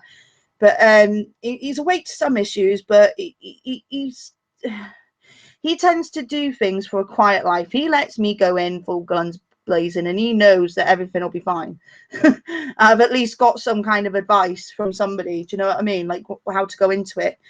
Now these fuckers, you know what I mean, have tried to railroad Dan, and I've just been there, boof, straight away to come to his defence. But he said, well, in the council's defence, they do try and get these people to a point, like to temporary accommodation. I goes, yeah, but Dan, somebody in the likes of Corby, they go to Northampton, and that's the nearest place, which is about 15, 20 miles. Now, some of these don't even drive. So they have to pay, I think it's about £8-9 for a return to get back to Corby. And some of them have got kids. So what can they do then? It's an unlawful action. And I think what these twants seem to forget is that distancing fathers and mothers away from their children. And this is the wrong, it's just all wrong. And I said, like, you know, it's Article 8 was breached straight away, which is the article for family life. And he went, right, I see. And I went, well, to send them 20 to like almost 15, 20 miles away to a person from the locality of their children. If it was 5 miles, it wouldn't be so bad. They probably could walk. But there's people that can't walk. Like you said, I mean, you walk in 5 miles, Michael, it wouldn't happen, would it? I can walk. I can't even walk that. Yeah, exactly. So I mean, 15 meters exactly. I can't walk that far. I'll admit. I went to the anti-austerity thing, and because I had a lumbar puncture, my back was absolute. I felt like I had elephants walking on it, man. It was awful. But to those that can walk, I mean, they can. But there's people that've got problems with their legs, especially some of people have got arthritis. So, you know, in winter, it's going to make it a million times worse, especially if you're sleeping rough or you can't afford your electric or gas bills. You know what I mean? Yeah, I mean, 15 metres, that's on a very good day. Normally, with me, it's like 10 to 12 metres. And I'm stuck on the moment. We get to 10 metres because all nerve endings are very sensitive, and it feels like something's got slapped all over with a stone, you know. Yeah. And that's part of the condition I've got. Yeah, and the point is, I think the council, I mean, they're saying, oh, we can get you help, but they can't just like go for, right, we'll bracket everybody in here and just deny every other possibility. You know? I can see some of these twants who are doing this, getting a rude awakening when they get their P45s, and they will get their P45s and they're not careful. Well, it is an unlawful act that they do. I mean, this is what really bugs me about the councils. They go, oh, well, we did try. I'm like, well, where have you tried? You know, like I sit there and I say, what have you actually done? I mean, this person, I mean, I think there was a homeless this was with the illegal eviction. They said, oh, we'll send them to Nottingham. What? First it was Leicester, then it's Nottingham, and I'm thinking, right, so you're going to send them to Nottingham to put them in a bed and breakfast to bring them back here? Like, really? And it's like these kids have got school. I mean, I don't believe in school, but obviously I've got to respect their wishes, you know what I mean? They got to send their kids to school. So how are they going to get from Nottingham to, say, Corby or Wellingborough or Kettering or Daventry? How? They have to get up at like 3 o'clock in the morning to sort the kids out. You know what I mean? And that's like, and then you got to drive or get a train, or it's just not. It's just really it's getting beyond silly. Like this whole. They say that schools go with health and safety really bad, and they they say, oh no, you can't use proper scissors. You got to use plastic shitty ones because it's health and safety. Well, how about health and safety in this respect as well? Because they don't seem to care about people's health and safety at all. Because I mean, when they started trying the health and safety, they try and play the health and safety card. What they're doing is they're misquoting and health and safety law. Health and safety is really using your common sense. It is. Now, I think we get this a lot with bailiffs. They think some of them seem to think they're exempt from carrying out risk assessments. They're not. And a lot I can see in to different people being told, right, you carried out a risk assessment. No, right, okay. Well, then you're going to be prosecuted for failing to comply with the Health and Safety at Work Act. I mean, these people who think health and safety. I mean, yeah. I mean, I did have a health and safety qualification, which is now expired because you have to renew them every 3 years. But basically, yeah, it's a lot of it is common sense. I mean, when they start saying, "Oh no, you might do this and you might do that," oh, you blah blah blah, it's bullshit. And a lot of it is bullshit. And this political correctness is bullshit. It's trying to manipulate people. It's sort of a control sort of thing. That's what they're doing. It is, and the thing is, I think with health and safety legislation, they should be implementing that for the homeless and saying, well, so what about the health? What about the health and safety of this man that's got arthritis in every joint in his body? I'm just exaggerating here, and he's sleeping out in snow, for instance. So obviously that's a health and safety thing. And even in this, you think it's cold now. I had some guy phone me up and tell me that he was on his way. He was on his way. Well, he said, "Oh, by the way, just to let you know, I quite possibly could have had hypothermia if you didn't get me a sleeping bag to me." That's insane. That is literally insane. That is crazy. Like, to have the councils are liable, and no matter what way you look at it, it is. They are. I mean, some of them are beginning to forget that they have a statutory duty of care. Some are trying to use austerity. I mean, this austerity is a scam. It's becoming absolutely clear there's no need for it. And they're trying to use that as an excuse not to comply with their statutory duties under health and safety and whatever. And in a minute, it's going to turn around and bite them on their backsides big time, and they won't be able to say, "Oh well, we had to make cutbacks there." And one thing you do not make cutbacks on is health and safety. That's the last thing you cut back on. You cut back on waste, and the waste is normally with the councillors giving themselves rises in their expenses and too many pen pushers, basically, but also engaging in vexatious and unnecessary prosecutions when they're not really necessary, and employing these litter wardens, as they like to call themselves. I mean, unless it's dangerous litter, like glass or something like that, I mean, really, truly, it is no more than just revenue raising. It is, and it's extortion and blackmail. I mean, this car seizing orgy that the police got, they're trying to use customs powers. They are. I mean, this is what I was saying about Operation Go Police Operation Worry. This is why I can see. This is why I can see it. If the new chief constable of Go got any sense of closed Operation Worry down.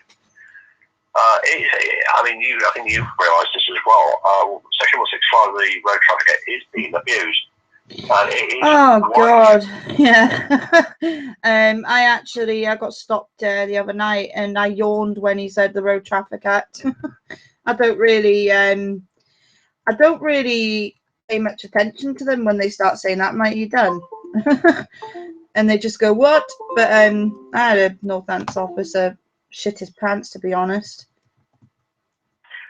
Yes, and I believe that one didn't like it because he got told off. Yeah, but he's also, I've put in a complaint against him. He didn't like that, but obviously can't go into too much of that because obviously there's a complaint and an investigation already underway. Oh yes, that certain sergeant who rang up and was very rude and didn't seem to like it when he got put in his place. No, and I asked him whether he didn't get that Action Man for Christmas. Yeah, that was. I should think that really got to him. Well, to be honest, he deserves it. He's an absolute 20. And to talk to me about legislation, and when I mentioned Section 26, he went, "Oh, but we've already discussed that before." And I'm like, "Yes, and we'll discuss it again until it gets put through thick skull, mate, you know?" It's completely and absolutely insane. It's like, how can you sit there and say such total and utter bullshit? I'm just looking into my local council. Oh God, we've got our chief cunt here, Simon Edens. He's Irish by all accounts. So the information is coming soon, but I bet he's some kind. I bet he is, and I can only say I bet because it isn't. It isn't. You know what I mean? Substantiated as yet, but he probably is part of some corrupt police force. As is all of them. They're part of some kind of corruption. But there's always good cops. There's always bad cops. I've dealt with a couple of good ones. I've dealt with some right people, that coppers that overwhelmingly partake in lower gastrointestinal ventriloquism. Yeah, I mean, there was an incident a couple of doors down from me the other day. And the two coppers that turned up. I mean, they were good as gold. They dealt with it very, very calmly, very professionally. Didn't go throwing their weight around or trying to be fierce. They were just very chilled out. They were just two ordinary guys. The fact that one of them happened to find a plastic bag with something that looked green and had strange effects on you. It's another matter. But the thing is, Michael, I mean, why is it that all police officers? I mean, this is something else with homelessness as well. They move. I mean, I understand about the Vagrancy Act, but if they're just sitting there not asking people for change, you know what I mean? Like, it really bugs me because I've seen. I mean, there's a person I'm helping at the minute. I keep saying to her, it's the only woman, so stop asking for fucking change, especially in front of me. I'm trying to stop you from getting moved on. You know what I mean? And she's like, but I need some money. Have you not got any money? I'm like, well, no, I haven't. I've got some sandwiches. I got some hot food if you want some. And she goes, yeah, I'll go some of that. And she's still asking for change. So I was like, for fuck's sake. Some people you can't help, but I mean, but the thing is, that's one thing as well. I was going to say the reason why she's begging for change is so she can get her way into a B&B for the night. She tries to raise £15, 15 quid. Yeah. And the council are kind of trying to encourage, the so-called council is just saying, well, you'll do anything to raise the money. Without... What they're doing is they're trying to criminalise that sort of thing and encourage them to do it. Well, there's something rather odd there. It is. I mean, what are these people doing? And they seem to think it's it's entertaining. It's not. That's dehumanising and degrading treatment, and that is unlawful. Well, it's not that. What if she went into other avenues? I mean, begging isn't exactly a thing that I would class as a nuisance, you know. I mean, usually, they are very pleasant. There's a woman. This woman actually says, "Oh, no worries, babe, thank you," or "No worries, thank you anyway. Thanks for talking to me." But people just ignore her, and I think that's rude. Even if you just answered with no, it's just still an acknowledgement. She's still a human being. That's the way I look at it. I mean, down here, they tend to hang around by the car parks, municipal car park. But leading into the car parks, you've got these shops that sell things like pasties or things like that. A lot of the people will actually go into the pasty shop and buy them a pasty, and look on their faces when they kind of say, right, there's a hot pasty with his hand, you get, oh, great, thanks. That's what they're after. They're after money to buy themselves something to eat. So they're not going to go hungry, and if they've got something like that. Do you know the funny thing is, Michael? This woman sits outside a kebab shop, sits like, well, just away from the door, so she can't be seen. But she sits outside a kebab shop, and you know what? Not one person. I've never witnessed one person, and I've spent a lot of time out with her and talked to her and that. And I might even go and see her tonight, see how she's doing, and make her a sandwich and stuff. See, I've got heart of gold, me. I know, but it's like to oh, it really winds me up. A bag of chips costs a quid. What, 1-2 quid? What's that going to do to you? And these people that drive up, they've got these posh Mercedes and stuff like that, and you can't even spare 2 quid for a bag of chips for a homeless person. You're kidding, right? It's just. Well, I'm going to tell you something that happened down here where I am. There was a guy. He would spend most of his day begging, and he'd get quite a tidy sum.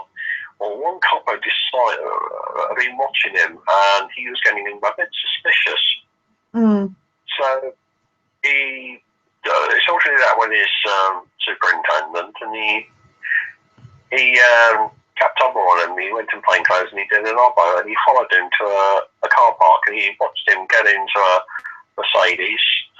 Before the guy could turn the key in the ignition, he kind of tapped on the window, showed his warrant card, opened the door and said, would you mind stepping out your neck to walk forward, obtaining money by deception. So yes, there are what they call professional beggars. Yeah, basically people who are quite well. I mean, how the hell did he afford a Mercedes? He was basically doing that so he would get tax-free income. He was already quite a wealthy man. He's doing that to get tax-free income. I mean, some of them you do want to really kind of fund them, but no. In that case, that copper kind of did justice to those who are genuinely not got any money at all.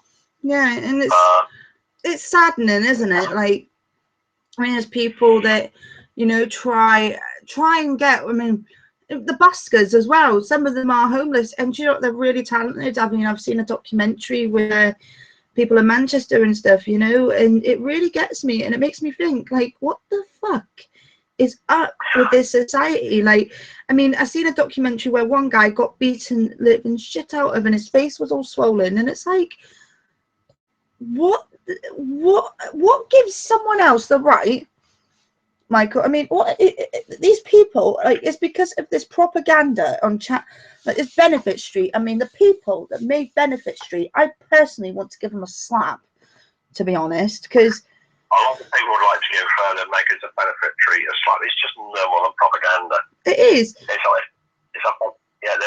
just trying to demonise people who are on benefits, and kind of it's the usual something. Sort of turn people against each other. I mean, people are not falling for it. They're just not falling for it, and these elite and people like David Cameron know that it's not working. They're trying to ramp up everything they can. They're trying. I wouldn't mind betting they're going to try another terrorist. I mean, we know it's behind it. We also know that they're getting so incompetent. They're making massive mistakes. Nobody believes them anymore. They might as well give up. Yeah, and the point is as well, what really annoys me is that people I know, I mean, I'll give you a personal example. My father-in-law's on benefits, and he isn't. He has literally enough to pay his bills, and that's it. And I'm not saying there isn't people that abuse the benefit system, because there's probably a handful of people that are diddling. And do you know what? Whose business is it of ours? Do you know what I mean? Whose business is it of the general public's? That's down to that's between the DWP and whoever deals with benefit fraud and the claimant. Nobody else. No, where was I was saying something about that the other day. I'll come to me in a minute, but I just found something on the internet. It's about Jeremy Corbyn, about the bedroom tax, which is causing a lot of people to become homeless. Yeah. The new shadow Work and Pension Secretary Owen Smith, he has said he will make Ian Duncan Smith's life not worth living. About time and all. This is in America. And he says, I will harry him at every turn so he won't know which way he's facing. We're campaigning and we'll keep pressing for changes. When it goes on, yes, and there's a photo of Ian Duncan Smith there with a face like thunder, or is it because he's got a bad smell under his face, his nose, because he's just had a rather unfortunate accident in his underpants. Ian Duncan Smith, in my opinion, needs he needs section, mate. I mean, some of the things, I mean, to say like woohoo to benefit cuts, what the fuck, Ian, human being here. If you are listening, because your little pals at GCHP will probably be listening. The way I look at it is, mate, is that I know we're humans, but for fuck's sake, you said nobody is above the law. I think you've realised how that actually backfires, and I've quoted you in a letter to my local council, saying that you said that this. I can twist this back out at you. You're not above the law either, mate. I don't know what he isn't. He isn't above the law. He's a fucking idiot. He drives me absolutely mental. Yeah. Another one, then George Osborne. I mean, it's like these people. Now, one thing they just find out, the ones who are being basically subsidised are not the benefit claimants, it's private landlords who charge more, who charge a rather a lot for rent. Yeah. And low-paying employers, they're the ones who are benefiting from the benefit system, not the claimants themselves. So, I mean, there are people that diddle, Michael. I mean, I'm not going to say that there aren't people that diddle, because there are, and it's a very small minority. And it's actually less than 1%. Yeah. The biggest fiddlers of the benefit system are rogue landlords and low-paying employers. Yeah. Back in the 80s, when you had the yuppies, you had really employers paying party wages and then giving their employees the benefit claim forms. That's how brazen they were. I mean, we really do not want to go back to a situation like that. I think it's about time that Cameron and his band of cretins need to start turning it on their own kind and saying, right, we ain't going to pay for you lot anymore. We're not going to give you taxpayers' money anymore. You either start sort of paying a proper wage and you start bringing rents down to a much more acceptable level, or we're going to cut off your supply of easy money. One thing that would hurt the private rented sector is if they increase the amount of social housing accommodation block. That would more or less effectively destroy the private rented sector. But I mean, these private landlords, a lot of them are these buy-to-let. There are a lot of those that are causing problems.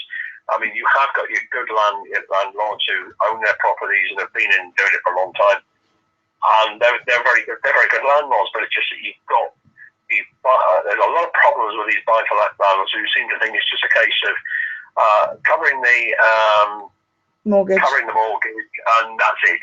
It's not. There's a lot more to it than that. I mean, repairs, gas safety checks. Somebody asked me about it, and I said no. I said you want to look into that properly. I said you're going to have licenses. You're going to do this. You're going to do that. And when they looked into it, they're like, "Oh God, yeah, it's more." I didn't realise it was that expensive. I said, "Yup." I said, "You've got to.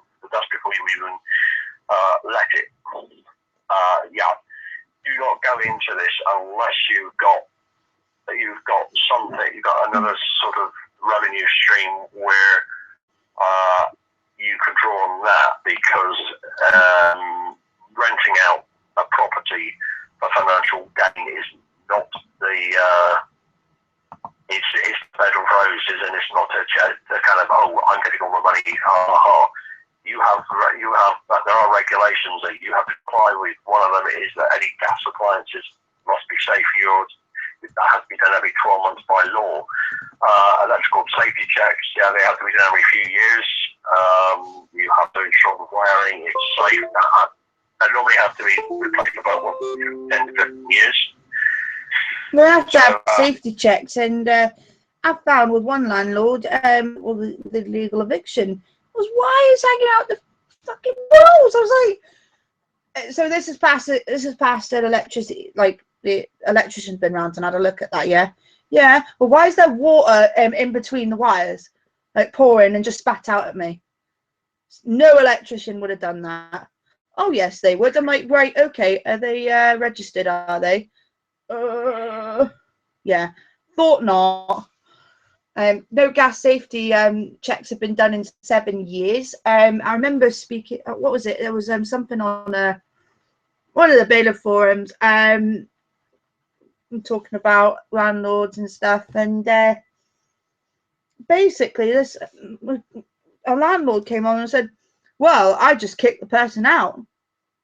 This is how complacent some private landlords are. They think they can just give them their notice and everything's okay. No, it's not. They have to go through a legal process." I remember that one. Yeah, I remember that one. You and me were having a right old ding dong with him until I think he realised that he'd gone too far and disappeared. That's absolute bullshit. It is, and this is what it's because the councils. I think they do try. I'm not going to slag councils off in that respect. I spoke to my local council in regards to this illegal eviction that took place, and I said, "Oh, wouldn't the HMRC be interested in that?" And they went, "Oh yeah," and she actually told me that this said landlady had been taking cash payments for her rent. Yeah, that's a good idea, because if you don't declare that to HM Revenue and Customs, they can get a little upset with you. Oh yes, and they come down on you proverbially like a ton of bricks. Well, they do that, and they can kind of take your car away from you, and if you've got a house and you can't settle it from your cash, spare cash, they can actually get an order to sell your house. So if you're somebody who does like their property and you do try to play silly fools with the taxman, just remember they can basically put you out on the streets. So as long as you're straight with the taxman will be straight with you. I mean, I was in business some years ago. I told him my first return, and I put miscellaneous, and the tax inspector wrote them and said, "What's this?" And I rang up and said, "Right, it's this, and this." He said, "Oh, right." He said, "In that case," he said, "you can write it off against tax." I went, "Crumbs, I wouldn't expect that." He said, "No." He said, "You're straight with me." He said, "So I'm being straight with you." And he said, "As long as you're straight with us," he said, "we'll be straight with you." Which is fair enough. But no, if you're going to rent the property, just remember, be straight with the taxman, be straight with your tenants, and make sure you do everything in accordance with the law.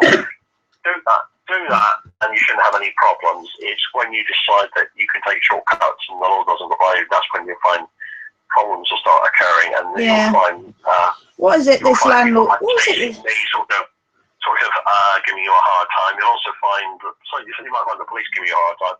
Above all, you probably find oh, the police gave this woman a right telling off. Yeah. What was it? I was in the house, and they were like, "Remove her. She's evil. She's a witch," and all this. I was like, "Oh my god, here we go, white witch. Come on, waiting for it because obviously I'm waiting."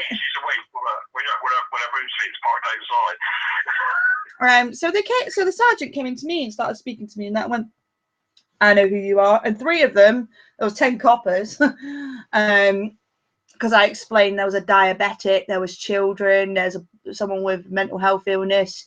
This lady's very anxious. So they sent 10 coppers out for this one woman. It was funny as fuck. But 3 of them went, "Oh shit, it's Stacey McLennan." So I was kind of howling at that. But no, they were actually really all right. They actually turned around and said, like, the sergeant came over to me and went, "What's going on?" And I just went, "Well, basically this," I told him, "Look, this woman's got to have a court order. And she's saying she has it, but she won't show me, but she won't even show the tenant. So I'm kind of here to say, well, you need to go to court and sort all this out." And she went, "Oh no, I don't. I can evict her whenever I want." Why is that? And she says, because I don't have to give her a tenancy agreement. I'm like, well, shouldn't you have really got a tenancy agreement until you done this? And she was like, oh, well, that's 7 years ago. It doesn't apply now. Oh, and you're a lawyer, how? And she went, oh, well, I got advice from a solicitor. Well, mate, if you got advice from a solicitor and they told you that, they're talking out of their arse, basically. And the copper your sergeant was like, oh, right. And so I went, oh, the basis of it is civil, I must admit. And he goes, yeah, because the reason why I phoned the police is because of the Protection from Eviction Act. And he went, all right, fine. So the lady, and they said the woman was trying to get out of it, basically, and said, well, you don't understand, officer. And because the sergeant went away, and he went, listen, he went, I don't need to understand nothing. This is a civil matter. I've got I'm telling you straight now, you are leaving before I do. And he went, and she just went, well, this is my house. He goes, I don't care whether it's your house or whether it's the Three Little Pigs house. And that's coming from a police officer. And this was before Piggate. So he went, I don't care if it's the big bad wolf's house. The Three Little Pigs, I don't care. Out. And she was like, and he went, what are you doing? Move. You're leaving before we do. So she left. And the police had gone and everything. And then she tried to come to me to ask me how to get them out. Wrong move. I remember correctly, because I think you told me, one of that, I think that woman's husband, landlord's husband, went around pretending to be a county court bailiff. Yeah, he was dressed all in black. Yes, they weren't very happy with him. No, I said, has he got any ID? Because I phoned the woman. Said, has he got any ID on him, like, to give to the officers? I went, give your phone to the officer. She's like, what if they arrest me? I goes, they won't, honestly. So she gave the phone to the officer, and I went, he's got to have a HMCTS card. If he doesn't have that, he's not a bailiff. It's as simple as that. And they couldn't produce ID, so they told him to trot off. And that's the police telling them some fucking idiot to pretend to be a bailiff. Four blokes turned up before that, though. And basically, these 4 people, it was completely insane. These 4 people, it was completely mad, because me and Dan near enough got assaulted, and I was kind of like, fuck you. And he tried to phone the police, Dan did, bless him, because I didn't have my phone on me, it ran out of power. And I went, Dan, quick, phone the police. And he's like, oh, what? Getting his phone out. And Dan's really placid. He's not the kind of person for confrontation, but because I was on a professional, I had to have him with me. And it was like, I'm going with you. There's 4 blokes, fuck this, like, as well.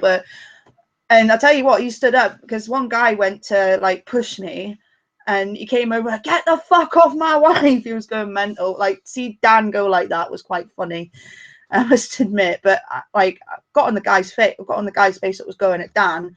But anyway, like, the guys were just like, 2 of them were like, oh shit, like, she's fucking mental. Like, this couple are like standing up to us. What do we do? And I went, I'll tell you what, phone the police. I phoned the police. They kept trying to snatch the phone out of my hand while I was phoning them. And as soon as I went, well, do you want to send officers out here now? Because they're trying to grab the phone while I'm trying to talk to you. And they were like, oh, all right then. So they got coppers out anyway. And they were just being, I tell you what, it was completely insane. Like, 4 blokes. But I tell you something, I hope they are listening to this. Because you remember that little tubby girl that you called a milk bottle, you racist cunts? Because I'm not racist myself. My grandfather is actually black. But to call me a milk bottle and call me all sorts of, like, go out in the sun and all this shit, and refer to the size of my ass, well, the size of your egos ain't that big, are they? Because I found out your names, I found out your addresses, and I found out your places of work. And one of you study in a certain university not very far from me. So I've passed all the information on to the police that were very interested in that. And I also passed your names on to the council, because you're accomplices to this. So be very well made aware that, you know, that nice little Ford Mondeo that you have, that might be crushed by HMRC as well. Sorry, I did go on a rant there, but it's true.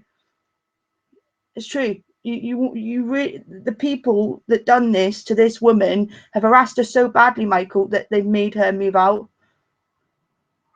Yeah, well, that's a criminal offence.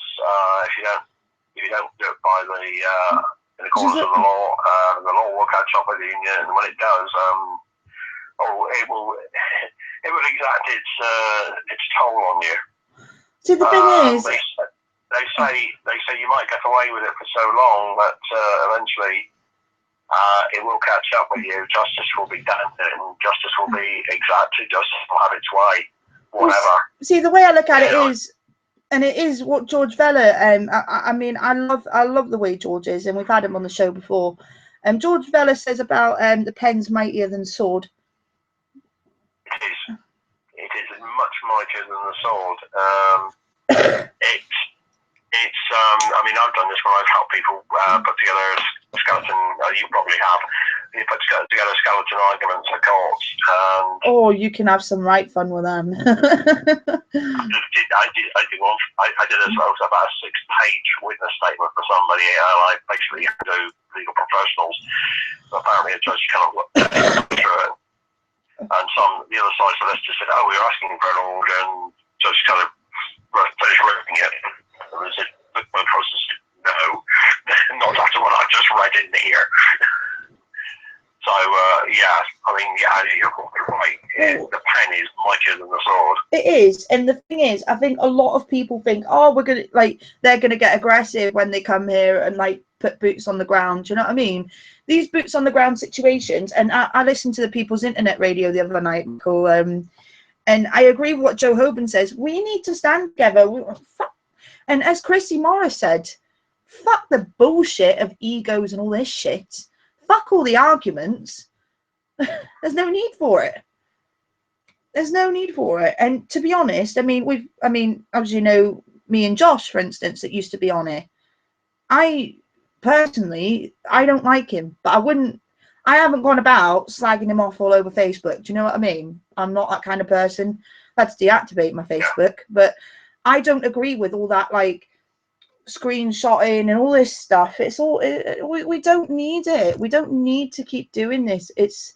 And I know there's problems with certain people, and people are calling each other trolls and shills. It's got to stop. It has. Yeah, I mean, we know the shills are, we know the trolls are, we know the professional trolls are. Yeah, see, the thing is, I mean, even to call somebody a troll and a shill when there's screenshots of a conversation and saying, oh, this person said this to this person or said something to this, abuse of trust, all this shit, or calling a certain person, taking the mick out of their name and putting shill in front of it. It's not nice. It's not. And I'm saying this, I think everybody is as bad as each other to some extent. Yeah. There are people that stay out of it. That's very true. Very true indeed. You do, Michael. And I admit, I jumped on the bandwagon a little bit. Do you know what I mean? I did. And I thought, you know what? This is fucking ridiculous. This is ridiculous. I looked back, I looked at some of the stuff that had been said, and I'm like, what? And this is coming from both sides. And I'm just like, this is like a game of ping pong, man. This is mad. I've got friends that are involved in this as well, that I believe to be friends, and I've been to their houses and all this shit. I've drove to see them. And I tell you, outside of all that, they've got a really genuine intention, and the same as the other side, one person in particular I'm referring to, but I don't want to say their names. I'm keeping names out of this because I think that's only fair. They outside of all that, they're all right. And I say to both sides, I'm not interested. I don't care. I'm keeping my focus on happiness and bringing joy and happiness to other people. Why can't we all do the same? We're trying to fuck the system up. Let's do it properly and do it standing side by side. What's the problem? Yeah, I can't disagree with that. Can't disagree with it. The way I look at it is, and I've had conversations with, I don't know, trying to think of a person I can name, Dave Witcher. He said to us, I mean, you were in a Skype group conversation, Michael, where he's turned around and gone, the elite are fucking laughing at us, man. They are. They think we're a bunch of little children. You know what I mean? Oh, the elitists, yeah, they are laughing at us, but the thing is, when we turn around and say to them, oh, by the way, we know what you're doing, we know you're doing it, and we're just biding our time, and then we're going to really bring the bar down on you, that's what scares them. It's when they realise the truth the truth about what they're doing is getting out, and is getting out to those they don't want to know. This is what scares them more than anything else, is people I don't believe them anymore, they're not falling for it. And that scares the living daylights out of them. It's that too, but the point is, like, with all these arguments and all these silly bitchiness, it's just like, I mean, I'm probably the youngest out of everybody that does this kind of thing. Do you know what I mean? I'm one of the youngest. I know that, apart from Reese. He's the same age as my little brother. Allegedly Reese. He's, as I say, he's the same age as my little brother. But the point is that I'm 26 years old, and Michael, you're in your late 30s. No, I don't mind. I'm admitting I'm 55. See, yeah, but I didn't want to like broadcast your age. Do you know what I mean? Like, and there's people in their 30s and in their 40s, and I'm looking and I'm thinking, what the fuck? Like, yeah, I jumped on the bandwagon and went, you're a fucking twat, you're this, you're that, and then they've gone, you're a fucking idiot, and I've gone, yeah, I know. But the point is, and I've backed up the other person, and I'm thinking, yeah, my loyalty is with them, but it's, what about having loyalty to each other? You know, like, someone's getting unlawfully arrested, stand in solidarity with them. Yeah. Or if someone's getting unlawfully evicted, stand in solidarity with them. Isn't this what Tom Crawford's was about? Standing in solidarity? And there were 700 people that turned up. I'm beginning to notice that county court bailiffs for some of these elections are beginning to get very nervous, and I don't think it's because of the number of people who are there. I think it's because they know damn well what they're doing is illegal. Well, and I'm going to feel in a minute, people are going to start. I mean, recently I saw two documents. It's the same document, or supposed to be. One was a genuine one as issued by the Compulsory Stationery Office. The other one had clearly been put together in a solicitor's office. The typeface was completely different. You could see it was a forgery. A bodger. It was a blatant forgery, and these are being passed off as genuine documents. It also proves that, I mean, there has even been cases where lawyers have admitted at the press that the claims are done from a court. That is very, very serious. When, I mean, give the lawyer a concern all due credit for at least having the guts to say, yeah, this hasn't gone through a court. Apparently, a High Court judge was not impressed. I bet he wasn't. I don't know whether it was a male judge or a female judge, but they were not impressed. See, not impressed at all. See, the point is, I think the way I look at it is that these people, have tried so hard to like get something out there. Do you know what I mean? Get a point across. You know, like everybody is in a cause together. We all have the same. We have the eye on the prize, right? You know what I mean? We want either. Well, we want justice for people.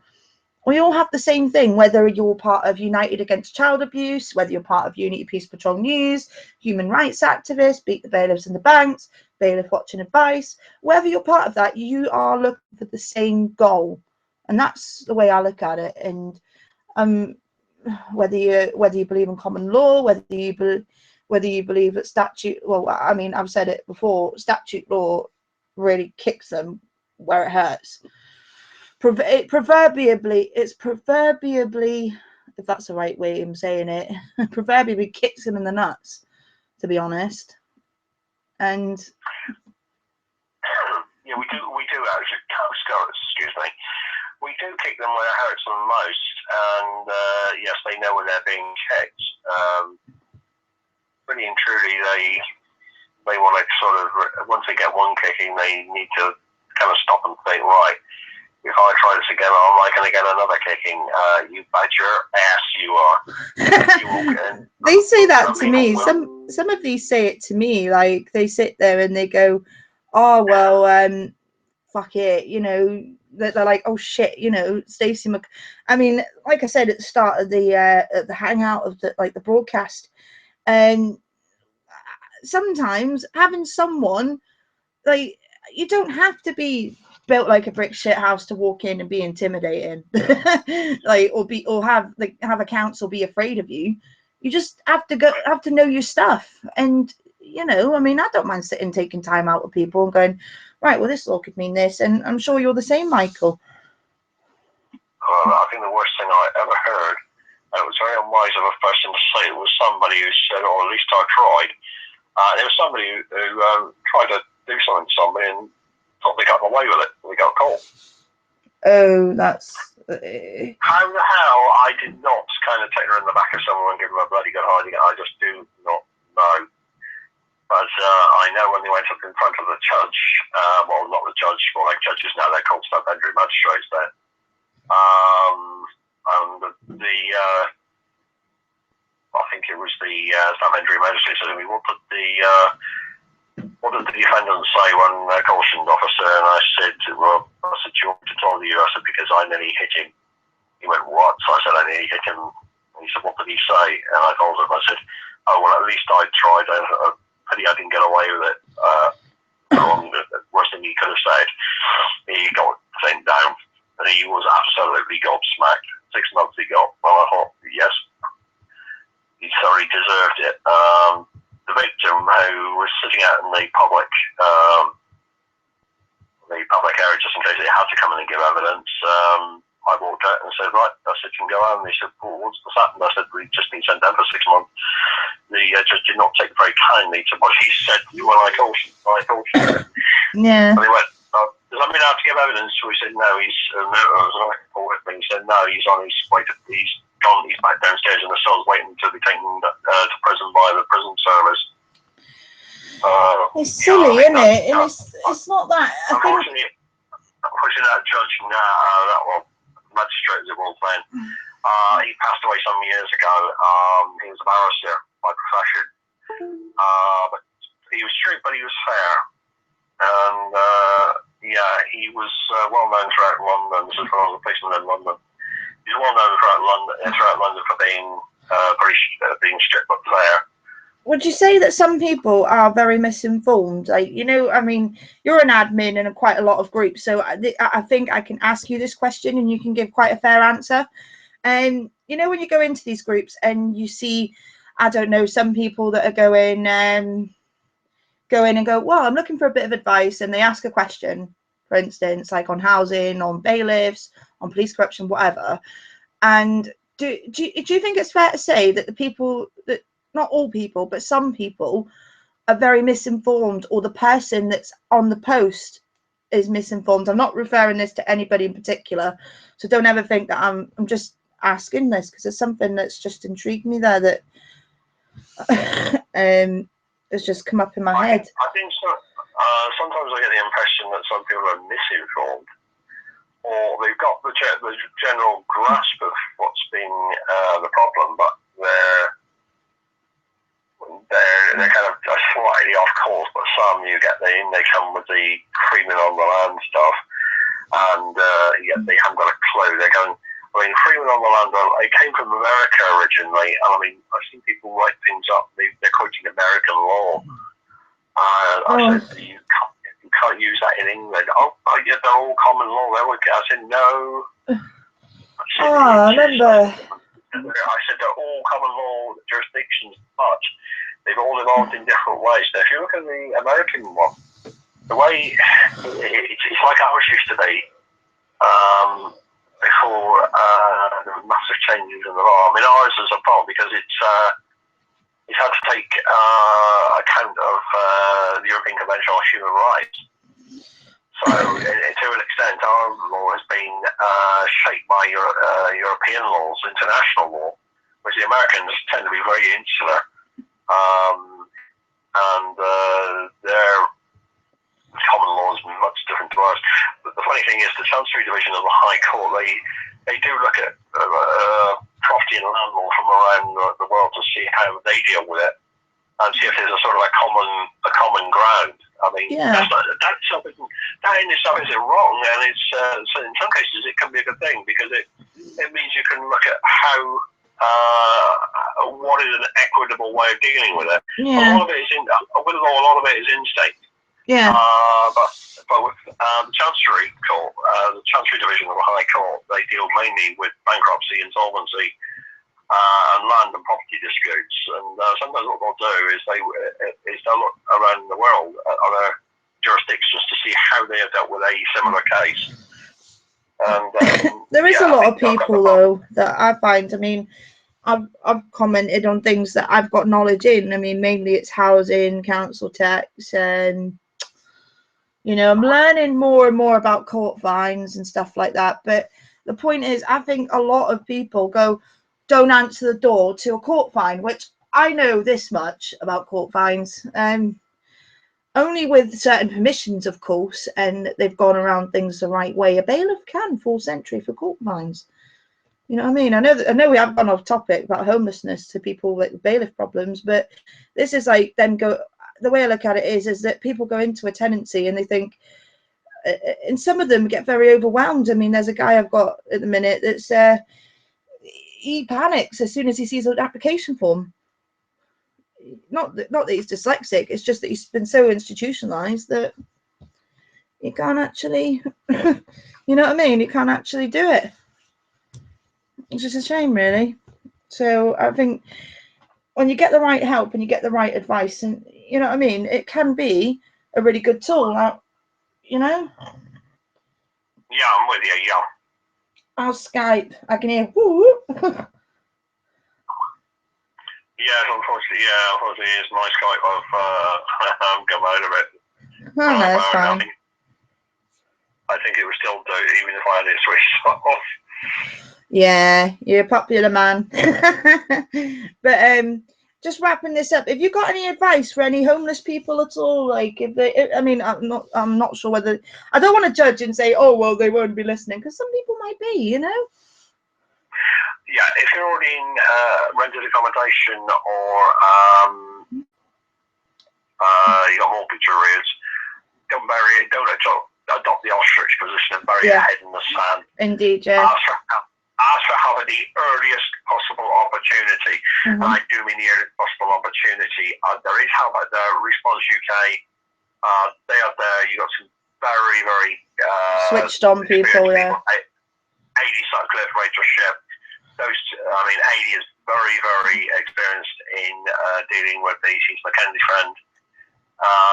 He's helping somebody I know who's been having problems with a friend called Kensington. Yeah. But, yeah. I mean, do not bury your head in the sun. That's the best thing, and try and get help as early as you possibly can. Yeah. Because the sooner you get the help, the sooner it can be dealt with, and the sooner, hopefully, any attempt to evict you or make you homeless is going to be stopped in its tracks, or at least kind of. And the least likely you'll have to go to court and have any more costs put on you as well, because you can stop it before you go to court. Yeah. I mean, sometimes if they do find out that the eviction is really and truly should be going ahead, then a judge can say, well, sorry, you lot can pay your own legal costs. You put your go into this court. You've acted without due process, is it? Without honour. And sometimes one thing I have noticed a lot of judges don't, that you get one coming to court unrepresentative, you go litigant in person, you get somebody like a bailiff come in with a barrister, and you can see the judge looking at it as much to say, right, there's an equality of arms there. Very rarely will a judge throw a barrister out of the hearing room and say, right, let's even things up, you out. Or they'll say, right, okay, since you're being represented by, I'm going to help the litigated person, which is what they're supposed to do. And sometimes it can cause a very rapid change in the attitude of those who think they've got in there to try and walk all over the other side. But judges don't like bullies anyway, so They don't like bullies, and do you know what? This is the one thing. And I think we're all in agreement. Where no matter what walk of life you are, no matter what side of the fence you're sitting on, with certain egotistical arguments, and I do believe that they can be egotistical arguments. I'm not saying all of them. Some of them are justified, but I don't want to get into a dispute with anybody. I think a lot of these, basically. What's it I say? We're all in agreement. We don't like bullies. It's as simple as that. We don't like bullies.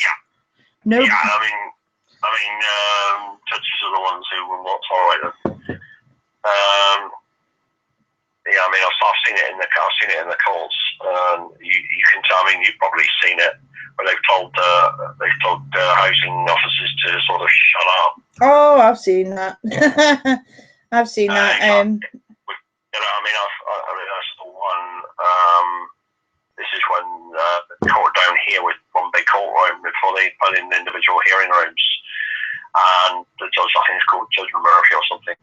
Mm-hmm. And yeah, I saw one private landlord get very short shrift. He went in kind of going up, throwing his weight about, and the judge kind of said, "Right, well, where's your tenant?" And the tenant stood up and said, "Well, actually, I was only about a day late paying, and I did tell him that my wages would be late going into mine because I'd cock up by the employer." Wages." And he said, "Well, why are you down here asking for an eviction order? This guy's, I think, decency to tell you. So what's going on?" Oh, well, it's in his tenancy agreement. If he's late, he gets evicted. He said, "Well, that's not even a fair contract." He said, "No." He said, "I'm not giving you it." He said, "You'll pay the costs and you'll pay your tenant's costs." And he said, "You can't add it to his rent either." Case dismissed. And I thought, yeah, good for you.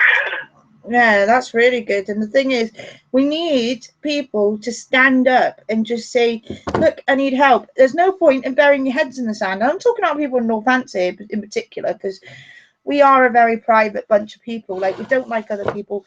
I'll be the first to admit I'm in rent arrears now. I'm not by very much, but I'm talking about tiny amount, like 200 quid. As long as you pay it back and sort it out, you know. And as long as you communicate with your housing team, or even if you just keep paying.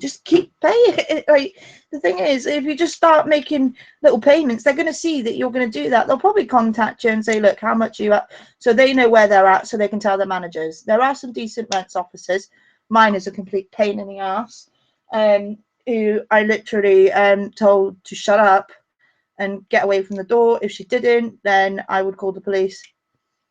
And there's libelous comments, but I won't go into that too much, because I've got other people's problems to deal with. And do you know what? The thing is, as long as you don't put your head in the sand and don't face up to it, as long as you do that, as long as you bury your head in the sand, and as long as you don't admit there's a problem, I can guarantee you'll be facing eviction. It's as simple as that. That's if you bury your head in the sand. If you don't, then, and you grab it at the first possible opportunity, then I can probably guarantee that you can do something about it and actually prevent any a court hearing. As soon as you get a reminder, that's it. That's the minute you start going buff, straight on to getting some advice. If you don't get any advice, and you see, the thing is, I can see, well, the thing with my own situation is that I can just go about things completely different, and I can swallow them about. But that's my thing. I'm not saying don't pay your rent, and I would never ever not pay my rent. I'm not stupid. But if I'm running into difficulty, I just phone them up and say, "Running a bit of difficulty this week. I'm going to pay this amount and sort it out next couple of weeks. So just wanted to let you know." And if you're straight with somebody, they're straight with you. Then you've got some arseholes that just won't listen and say, "Oh, that's not acceptable." And here's another thing: record your calls as well with your councils as well. That's one thing that I will say. No matter who you deal with in the public authority, record them. They get very upset. I think with Colin Johnson, I think he was dealing with bailiffs or something, and they said, "Yeah, We've got a note on the system to say that you deal that when you what is it, when you phone us, basically you record our calls and stick them on YouTube. And he went, yeah, so because you can well, not necessarily put them on YouTube, but you can refer back to them. I'd say that's record. right. I mean, if you're dealing with local authorities, then unfortunately you have to, because some local authorities can say one thing one time and then deny it the next. And, yes, I had that problem, but she didn't realise I was recording her, and yes, she meant to tell them between the beginning and end. So I played the recording that she said that this antisocial behaviour officer said, and I played it back to her. And I went, "This is exactly what you said." And she went, "Where did you get that?" I was like, "My line's recorded." "Oh, well, you have to tell me." I'm like, "I'm telling you now, though, ain't I?" And she went, "Oh, but what do I do now?" I was like, "Well," she goes, "Well, I want a copy of that recording." I'm like, "That's fine, £10, please," which is the administration fee. So, like, you can twist it round on them. You know what I mean? You can twist things, you know what I mean, and turn it around on them, but it's knowing how to do it. So I wouldn't advise anybody to twist things around the way I do, but you know, my way seems to work with them. I've got somebody to do an SAR against the council, because he verbally said, "I'm going to put in an SAR." The council got very scared, and he's actually waiting to be housed in a shared accommodation. Within 6 months, he can go back on the housing register. So, as the information commissioner, I did get onto the information commissioner, Michael. I don't know if you heard that one. Got onto the information commissioner, and even the person on the other end of the phone said they were very dodgy. It was a very dodgy situation, but because it wasn't in writing, they couldn't do anything. Oh dear. So if he didn't basically say, I had the letter typed up. I said, "Well, meet me at XYZ place, and I'll give you this letter so you can go to the council." So I had it all printed out, ready to take it to him that evening, actually. And he said, "Oh, by the way, I couldn't find anything. I couldn't find the bit of legislation, but I told them about an SAR, and they said, 'What's that?' And he mentioned it word for word, subject access request. And within 2 hours, they helped him. So they changed their tune very, very quickly. But because he verbalized it, rather than because he verbally said it without actually writing with it in writing, there's not a lot they could do, which is a shame, really. It is a shame. It's a shame when. It's a shame things like that have to be done, but sometimes it's a case of necessity. Yeah, and the thing is, it's the exact same person that told this guy that they weren't helping him. How fucked up is that? Absolutely mental. But I'm going to wrap up this broadcast because it's getting quite late, and yeah, this wee room that I'm in, which is my spare bedroom, is looking really small at the minute. We've been at this for 2 hours and 42 minutes. So anyway, guys, I do thank everybody else that you know, have posted comments. I'm sorry I haven't been able to mention anything. If anyone else does need any other housing advice, we've told you where to go. And just remember, the power of the people is stronger than the people in power, and words will always retain their power as well. And words offer the means to meaning, so do look up the dictionary, guys, when you're dealing with these people. They talk absolute nonsense. Have you got anything else to say, Michael, to our friends at GCHP or anything? Or there's plenty I'd like to say to them, but as we're wrapping up, I'll keep it for next time. Well, I have something to say to GCHQ. If you are listening, if you've got nothing better to do, and also, if you didn't get your Action Man at Christmas, that's not my problem. And I hope that if you are listening and spying, that you take this information and use it for any future needs, because, to be honest, yous are just as much liable to being evicted as what us little minions are as well. Anyway. Yes, you mean the concrete donut at Cheltenham? Yes, I think that place is going to be bulldozed, not in the not too distant future. Don't give me ideas. You take care, guys, and I do hope to speak to. I hope to be ranting on for a wee while very soon. You take care now.